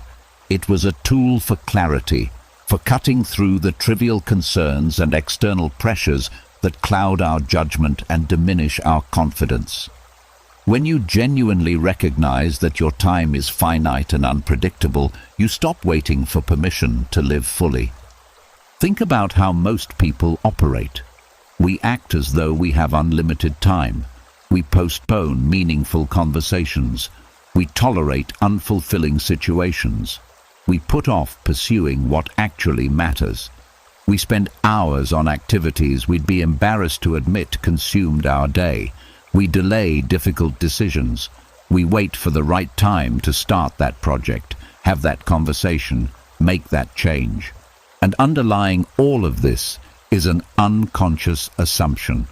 There will always be more time. Memento mori destroys that illusion, and in destroying it, liberates you. When you regularly contemplate your mortality, not in a fearful or anxious way, but in a clear-eyed, accepting way, everything shifts. Suddenly, the opinion of that person who annoys you seems less important. The fear of embarrassment or failure seems less paralyzing. The urgency to live according to your values becomes undeniable. Seneca, who spent years living under the threat of execution by the Emperor Nero and was eventually forced to take his own life, wrote extensively about mortality. His perspective wasn't dark or defeated, it was energizing. Let us prepare our minds as if we'd come to the very end of life. Let us postpone nothing. Let us balance life's books each day. The one who puts the finishing touches on their life each day is never short of time. Notice the confidence in that approach. When you live each day as though it might be your last, you're not paralyzed by fear. You're liberated from trivial concerns. You say what needs to be said. You do what matters most. You stop waiting for ideal conditions. You act with clarity and purpose because you recognize that delay is a luxury you might not have. This practice directly builds confidence in several ways. First, it creates urgency without anxiety. Many people struggle with procrastination, endlessly preparing and planning, but never actually executing. Memento mori cuts through this. If you had 1 year left to live, would you spend another month perfecting your plan, or would you start today? The awareness of mortality makes the choice obvious, and that clarity breeds confidence in action. Second, it provides perspective on fear. Many of our fears are rooted in imagined future consequences, embarrassment, failure, rejection, loss. but when you regularly contemplate the ultimate loss, your own death, these lesser fears shrink to their proper proportion. Will this presentation matter in 100 years? Will anyone remember this failure? Does this person's opinion of you have any real significance in the scope of your finite existence? The answer is almost always no, and that recognition is profoundly freeing. Epictetus taught this explicitly to his students. When facing difficulty, he'd remind them, "Keep death and exile before your eyes each day, along with everything that seems terrible. By doing so, you'll never have a base thought, nor will you have excessive desire." He wasn't trying to depress his students. He was trying to give them confidence through perspective. Let me share a modern application. I know someone who was offered a significant job opportunity that would require relocating and disrupting their comfortable life. They agonized over the decision for weeks, paralyzed by fear of making the wrong choice. Then they asked themselves, if I knew I had 1 year to live, which choice would I regret not making? The answer was immediate and clear. Within days, they'd accepted the opportunity. The awareness of mortality cut through the fog of fear and revealed what actually mattered. This is memento mori in action, not making you afraid of death, but making you more confident about life. When you recognize that your time is limited and precious, you stop squandering it on things that don't align with your values. You stop seeking approval from people whose opinions don't actually matter. You stop tolerating situations that drain you. You start living with intention. The practice also creates a profound form of gratitude that feeds confidence. When you acknowledge that each day is a gift that might be your last, even ordinary moments become precious. The conversation with a friend, the morning coffee, the work you get to do, the challenges you get to face. All of it takes on greater significance when viewed through the lens of mortality. Marcus Aurelius reflected on this constantly. It is not death that a man should fear, but rather he should fear never beginning to live. This captures the essence of the practice. The real tragedy isn't dying. That's inevitable and outside your control. The real tragedy is reaching the end of your life and realizing you never really lived fully because you were too afraid, too concerned with others' opinions, too busy waiting for ideal conditions. Here's how to actually practice memento mori in a way that builds confidence rather than anxiety. First, each morning, take a moment to acknowledge that this day is not guaranteed. You might have 20 more years, or you might have 20 more hours. You don't know, and you can't control it. But you can control how you live today. Ask yourself, if this were my last day, how would I want to spend it? What would I make sure to say or do? Then, to whatever extent possible, do that. This isn't about living recklessly or abandoning responsibility. The Stoics weren't advocating hedonism or impulsivity. They were advocating purposeful, intentional living.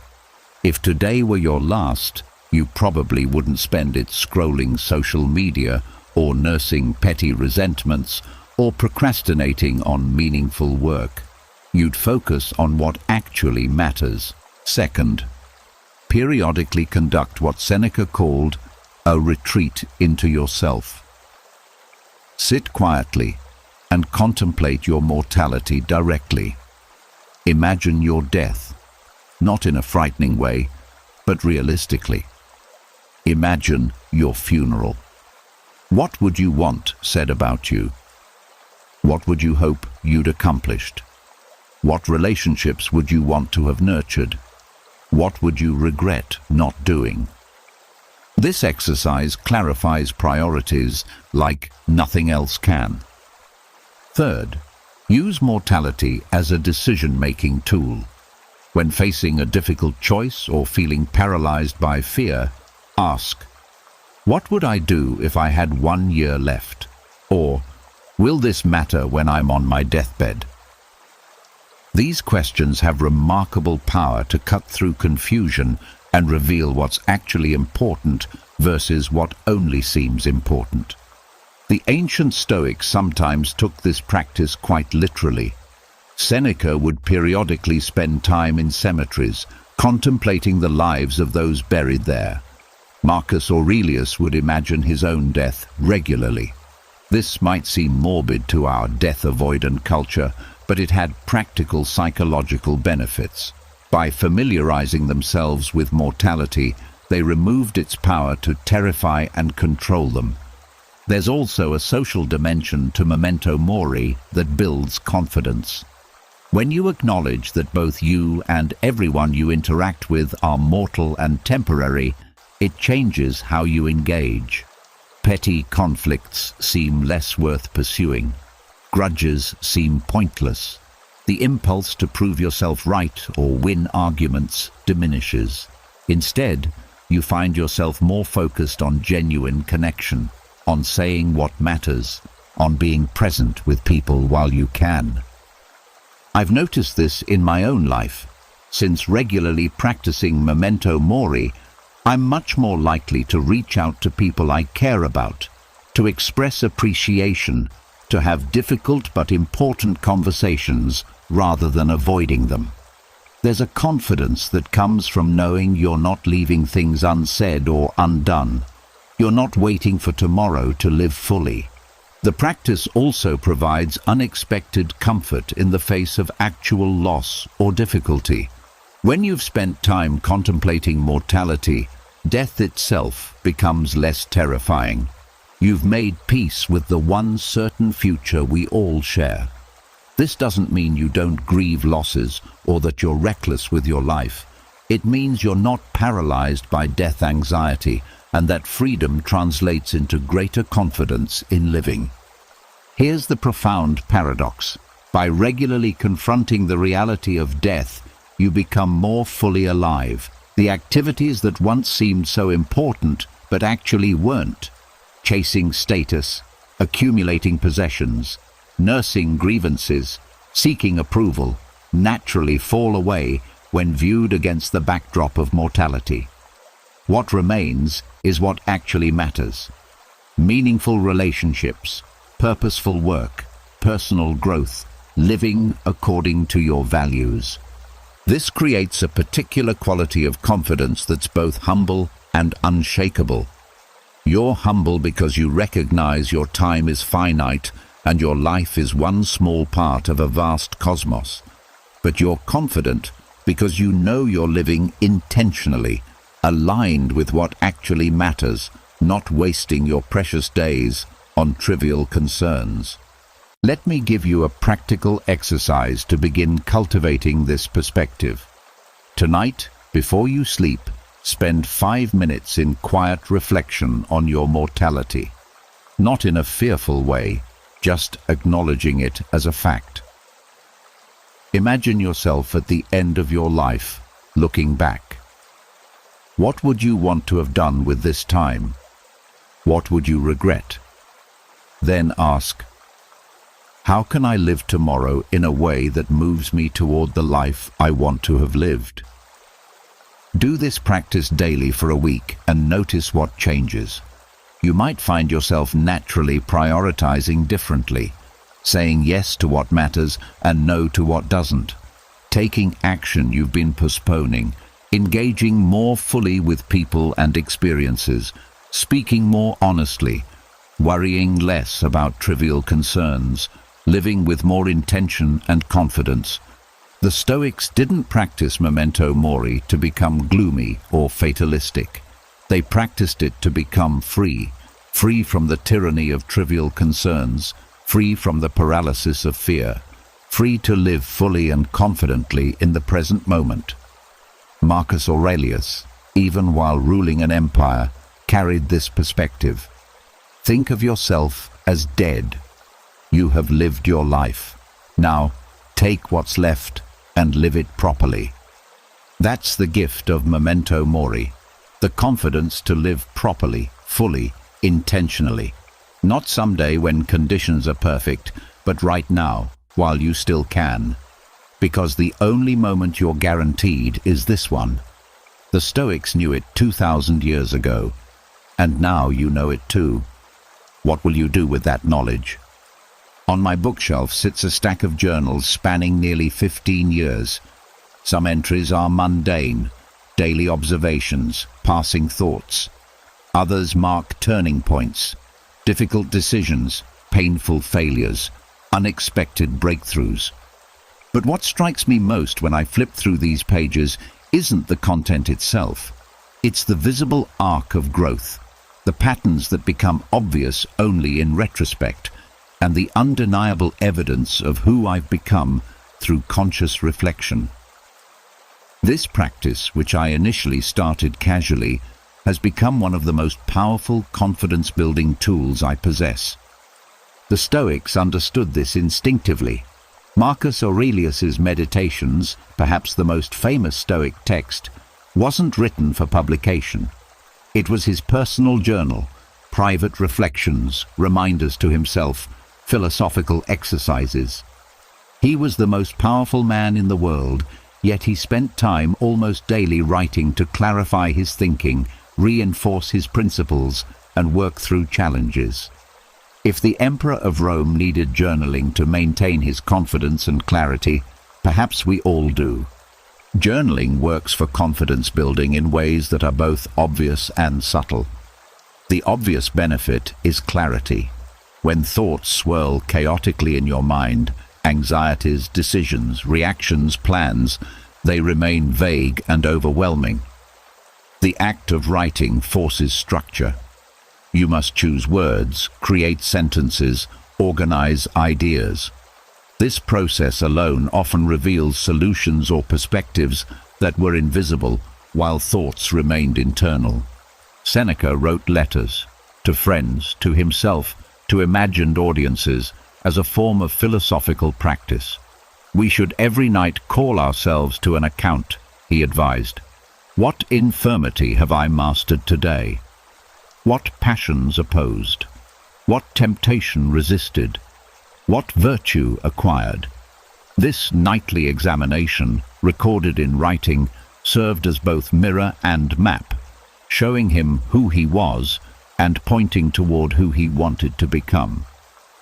But the deeper benefit of journaling is the development of what we might call self-trust, which is the bedrock of genuine confidence. Every time you write honestly about your experiences, thoughts, and feelings, you're strengthening your relationship with yourself. You're proving that your inner life matters enough to document. You're creating space to hear your own voice without the noise of external opinions. And over time, you're building a record that demonstrates your growth, resilience, and capability. Consider what happens when you face a new challenge. Without a journaling practice, you might feel inadequate, overwhelmed by doubt. You might think, I've never done anything like this before. I don't know if I can. But when you have years of journal entries documenting previous challenges you've overcome, failures you've survived, growth you've achieved, the narrative changes. You can literally flip back through pages and remind yourself, I felt this same doubt before that presentation, and I succeeded. I was this scared before moving cities, and I thrived. I thought I couldn't handle that loss, but I did. The evidence is undeniable because you documented it yourself. This is fundamentally different from external validation. When someone else tells you you're capable, it's nice, but ultimately uncertain. They might be wrong, biased, or simply being kind. When you tell yourself you're capable based on documented evidence of your own journey, it's unshakable. You were there. You know what you've overcome. The confidence that comes from this self-knowledge is profound. Marcus Aurelius used his journal for this exact purpose. Throughout his meditations, he reminds himself of Stoic principles he might forget under pressure. You have power over your mind. not outside events. The impediment to action advances action. It's not what happens to you, but how you react to it that matters. He wasn't discovering these ideas while writing. He already knew them. He was reinforcing them, building neural pathways of wisdom through repetition and reflection. You can do the same. When you read something insightful, write about how it applies to your life. When you handle a situation well, document what you did and why it worked. When you fail, record what you learned. This creates a personalized wisdom repository that grows more valuable over time. Years later, when facing a similar challenge, you can access not just general advice, but your own hard-won insights. The practice also serves as an emotional regulation tool, which directly supports confidence. When you're overwhelmed by anxiety, anger, or self-doubt, these emotions can feel all-consuming. But when you sit down and write, "I'm feeling anxious about this presentation. Let me examine why," something shifts. The emotion becomes an object you're examining rather than a force controlling you. You create distance, perspective, the ability to respond rather than react. Epictetus taught his students to examine their impressions, the automatic judgments and interpretations that create our emotional responses. Journaling is the perfect medium for this practice. When something upsets you, write it out. My boss criticized my work, and I immediately felt worthless and angry. Then examine, is that impression accurate? Did she say I was worthless, or did she point out specific improvements? Is my entire self-worth defined by one project? What would a wiser response look like? This written dialogue with yourself builds emotional intelligence and self-control, which we've already identified as crucial to confidence. The person who can regulate their emotions through reflective writing has a massive advantage over someone who's simply buffeted by every feeling. They're demonstrating to themselves on paper that they have agency over their inner life. Let me offer specific journaling techniques that align with Stoic practice and build confidence. First, the morning intention practice. Each morning, spend 5 to 10 minutes writing about the day ahead. What challenges might you face? How do you want to show up? What Stoic principles might be tested? Marcus did this constantly. When you wake up in the morning, tell yourself, the people I deal with today will be meddling, ungrateful, arrogant, dishonest, jealous, and surly. This wasn't pessimism, it was preparation. By anticipating difficulties, he ensured they wouldn't catch him off guard. Your version might look like, today I have that difficult conversation with my colleague. I want to stay calm, listen fully, and speak honestly without defensiveness. I'll remember that I can't control their response, only my own behavior. If it goes poorly, I'll use it as an opportunity to practice patience. Writing this sets an intention that's far more powerful than a vague hope to do well. Second, the evening review. Seneca's practice of calling yourself to account each night remains powerfully relevant. Spend 10 minutes before bed reviewing your day. What went well? Where did you live according to your values? Where did you fall short? What did you learn? This isn't about self-judgment, it's about self-awareness and growth. The key is honesty. Don't perform for an imaginary audience or sugarcoat failures. Marcus Aurelius was brutally honest with himself about his shortcomings, his temptations, his struggles. That honesty is what made his journaling effective. When you write truthfully about both your successes and failures, you're building a relationship with yourself based on reality rather than illusion. And confidence rooted in reality is the only confidence that lasts. Third, The gratitude practice. The Stoics emphasized recognizing and appreciating what you have rather than fixating on what you lack. Each day, write down 3 specific things you're grateful for. Not generic entries, I'm grateful for my health, but specific moments.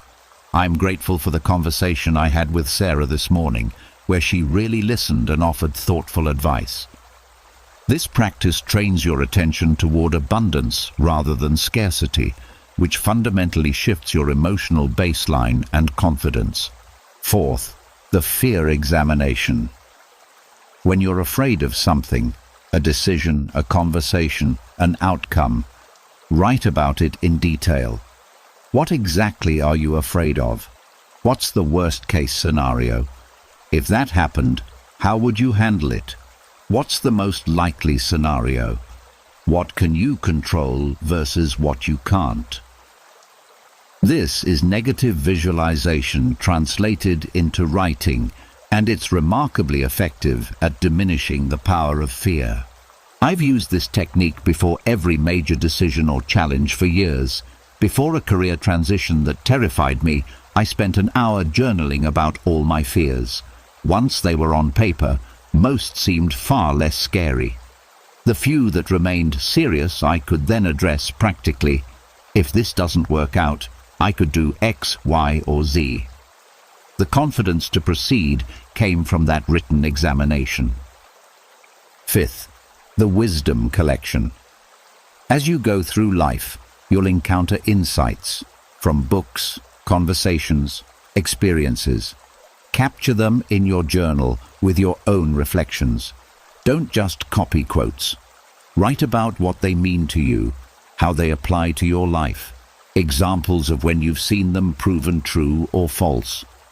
Over time, you'll build a personalized philosophy that reflects your deepest understanding. Marcus did this constantly, weaving together teachings from various Stoic philosophers with his own observations. His Meditations is essentially his wisdom collection. You don't need to write something that profound. You just need to write something true for you. That collection becomes a resource you can return to when you need guidance, and the act of creating it builds your philosophical muscles. There's also tremendous value in tracking your growth explicitly.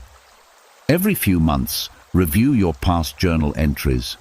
You'll be amazed at how much you've changed, how challenges that seemed insurmountable were overcome, how fears that seemed rational were unfounded. This retrospective view provides undeniable evidence of your resilience and capability. When you can see your own growth documented over months or years, confidence becomes inevitable. It's simply an acknowledgement of demonstrated reality. Some practical considerations. Don't worry about writing quality. Your journal isn't literature. It's a tool. Write messily, incompletely, imperfectly. The value is in the practice, not the product. Also, maintain privacy. If you're worried about someone reading your journal, you won't write honestly. Find a secure method, whether that's a physical journal you keep hidden, an encrypted digital file, or whatever allows complete candor. Consistency matters more than length. Better to write 3 sentences daily than to write for an hour once a month. Marcus Aurelius was running an empire, commanding armies, managing crises, yet he found time for regular reflection. You can find 10 minutes. And those 10 minutes, compounded over years, create transformation. There's something almost magical about rereading your own words months or years later. You meet your past self, see your journey with clarity, recognize patterns you couldn't see while living through them. I've had countless moments of flipping back through old journals and thinking, I completely forgot I was struggling with that. And look, I figured it out. I survived. I grew. That recognition is confidence fuel of the highest quality. The practice also makes you a better thinker. Writing forces precision. You can't hide in vague generalities on paper the way you can in your head. When you write, "I'm feeling bad," you're prompted to ask, what kind of bad? Why? What specifically happened? This precision of thought translates into precision of action, which builds competence, which builds confidence. Seneca believed that writing was thinking. We should hunt out the helpful pieces of teaching and the spirited and noble-minded sayings which are capable of immediate practical application, not far-fetched or archaic expressions or extravagant metaphors and figures of speech, and learn them so well that words become works. Journaling is where words become works, where philosophy becomes practice, where intention becomes action, where thought becomes character. Here's your starting point, your invitation into this practice. Tonight, take out a notebook or open a document. Write for 10 minutes about your day. What happened? How did you respond? What did you learn? What are you grateful for? What could you do better tomorrow? That's it. No pressure for profundity, no concern about style. Just honest reflection. Do it again tomorrow, and the day after. Within a week, you'll notice something shifting. A clearer sense of yourself, a better understanding of your patterns, perhaps the first hints of that self-trust we've been discussing. Within a month, you'll have a resource you can return to. Within a year, you'll have a record of growth that provides undeniable evidence of your capabilities.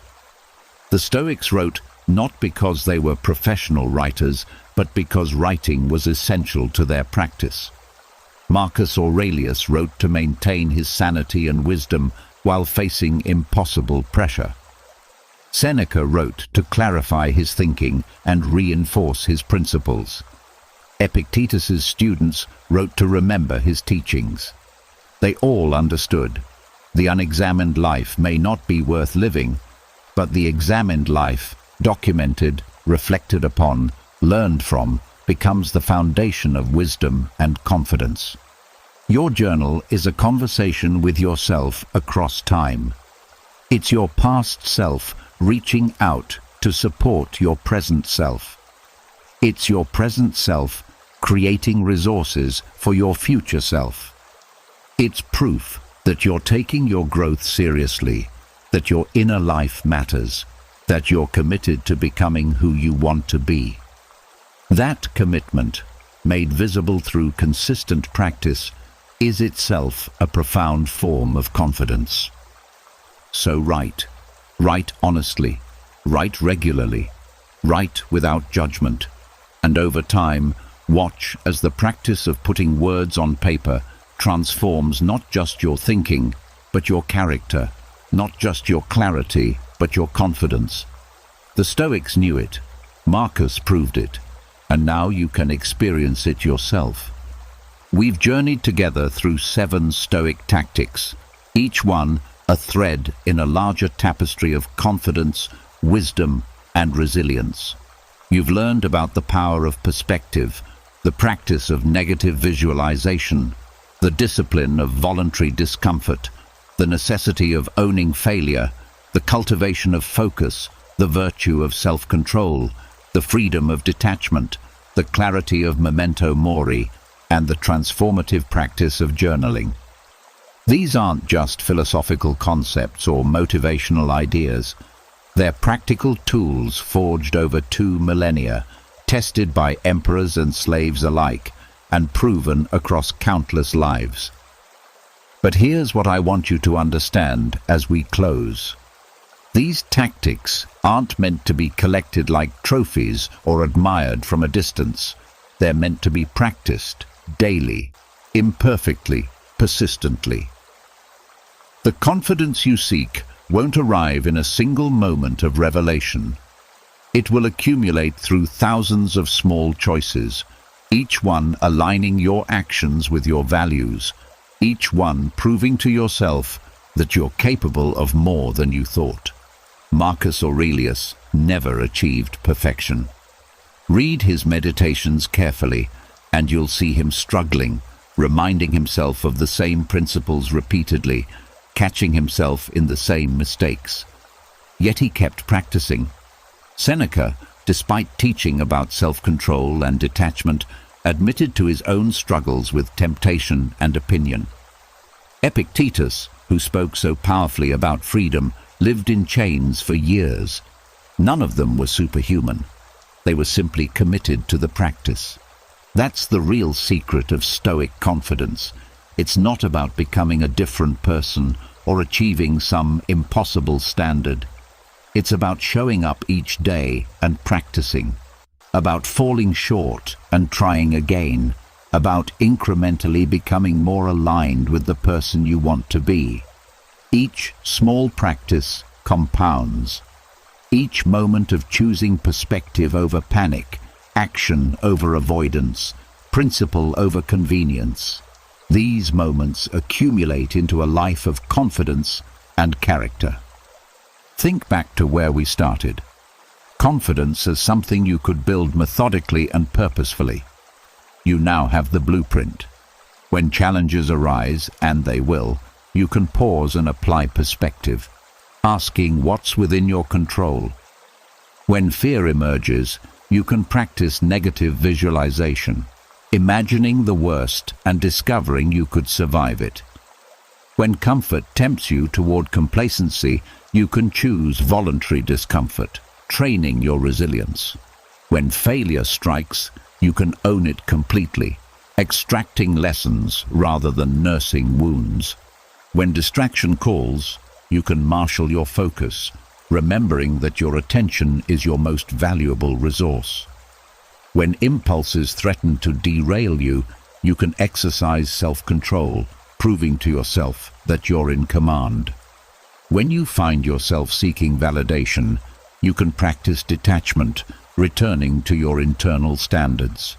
When trivial concerns cloud your judgment, you can invoke memento mori, remembering that your time is finite and precious.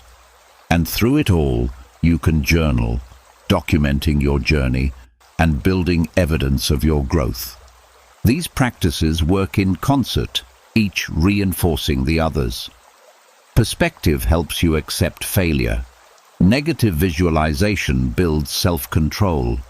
Voluntary discomfort strengthens focus. Detachment supports memento mori. Journaling illuminates all of it. You're not learning 7 separate techniques. You're developing an integrated philosophy of life that naturally produces confidence as a byproduct of living well. I want to be honest with you about what this path requires. It requires patience. Our culture promises instant transformation. 6-minute abs, 7-day confidence programs, one weird trick to change your life. Stoicism offers something different and far more valuable, a lifelong practice that delivers real, lasting results. You won't transform overnight, but you will transform if you commit to consistent practice. It requires honesty. You can't fake your way through Stoic practice. The journaling only works if you're truthful. The self-control only develops if you acknowledge where you're lacking it. The ownership of failure only transforms you if you actually own it rather than performing ownership while secretly blaming circumstances. The Stoics valued truth above comfort, and you must too. It requires humility. You'll fail at these practices regularly. You'll lose your temper despite practicing self-control. You'll seek validation despite practicing detachment. You'll get distracted despite practicing focus. This doesn't mean the practices don't work. It means you're human. The victory isn't in never failing. It's in returning to practice after each failure. Marcus Aurelius reminded himself daily, when you wake up, return to your practice. Not if you wake up perfect, not when you've mastered everything. When you wake up, imperfect and struggling, return to practice. But here's what this path offers in return. Freedom. Freedom from the tyranny of circumstance, from the paralysis of fear, from the exhausting need for external validation, from the chaos of unexamined emotion. The Stoics called this ataraxia, tranquility, inner peace, the confidence of someone who knows that no matter what happens externally, they remain intact internally. You'll face difficult days ahead, failures that hurt, losses that wound, challenges that test you. The Stoics don't promise you'll avoid these. They promise you'll handle them differently. Where once you might have collapsed in overwhelm, you'll pause and apply perspective. Where once you might have avoided difficulty, you'll face it with the resilience you've trained. Where once you might have needed approval to feel confident, you'll find that confidence waiting inside, unmoved by external opinion. This is the gift of Stoicism. Not a life without difficulty, but unshakable confidence in your ability to handle difficulty. Not the absence of fear, but the courage to act despite it. Not freedom from failure, but wisdom to learn from it. Not immunity to emotion, but mastery over whether emotion masters you. Let me offer you a vision of what your life could look like with these practices integrated. Imagine waking up with clarity about your priorities, undistracted by trivial concerns. Imagine facing your day's challenges with calm focus rather than anxious avoidance. Imagine responding to criticism by extracting useful information rather than feeling wounded. Imagine pursuing meaningful goals without paralyzing fear of failure, because you know failure is just feedback. Imagine feeling genuinely confident, not because everything is going well, but because you know you can handle whatever comes. This isn't fantasy. It's the demonstrated result of Stoic practice across 2,000 years and countless practitioners. It's available to you right now through commitment to practice. Not someday when conditions are perfect or when you've finished preparing. Today, now, with the very next choice you make. So here's your call to action, your invitation to become your Stoic self. Choose one practice from this journey that resonates most deeply. Maybe it's the morning intention setting and evening review. Maybe it's voluntary discomfort, like cold showers. Maybe it's the practice of pausing before reacting. Maybe it's memento mori reflection. Pick one and commit to practicing it daily for the next 30 days. Don't try to implement everything simultaneously. That's a recipe for overwhelm and abandonment. Master one practice until it becomes natural, then add another. Build gradually, sustainably, with the patience of someone planting an oak tree rather than growing a mushroom. The Stoics thought in terms of decades, not days. They were building character, not chasing quick wins. Track your practice in a journal. Notice what changes, not just in dramatic moments, but in subtle shifts in how you handle daily challenges. After 30 days, assess honestly. Has this practice affected your confidence, your clarity, your resilience? Then choose another practice to add. Within a year, you'll have integrated multiple Stoic tactics into your daily life, and the cumulative effect will be transformative.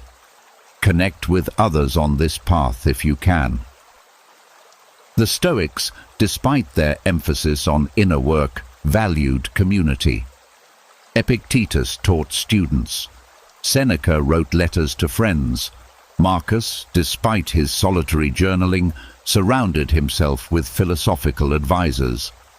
You don't have to walk this path alone. Share what you're learning, discuss these ideas, support each other's practice. Remember that this is not about becoming perfect or achieving some final state of enlightenment. Stoicism is a practice, not a destination. You don't graduate. You simply continue showing up day after day, applying these principles to whatever life presents. Some days you'll do it brilliantly. Other days, you'll struggle. Both are part of the practice. And when you do struggle, when you lose your temper, seek validation, get distracted, avoid discomfort, remember Marcus Aurelius, the emperor who daily reminded himself of basic principles because he needed those reminders. Remember Seneca, the wealthy statesman who admitted to struggling with his desires. Remember Epictetus, the former slave who never stopped teaching because he never stopped needing to hear the lessons himself. Your struggles don't disqualify you from this practice. They're the raw material of the practice. Every moment you catch yourself seeking external validation is an opportunity to practice detachment. Every time you feel overwhelmed is an opportunity to practice perspective. Every failure is an opportunity to practice ownership. The practice isn't separate from life. It is life, fully engaged with. The confidence you'll develop through this practice is different from what our culture typically celebrates. It's not loud or boastful. It doesn't require constant maintenance through likes and praise. It doesn't collapse when challenged. It's quiet, solid, unshakable. The confidence of someone who knows they've done the work, faced their fears, owned their failures, and continued showing up regardless. This confidence isn't about believing you'll never struggle. It's about knowing you can struggle and survive, even grow. It's not about being fearless. It's about acting courageously despite fear. It's not about never failing.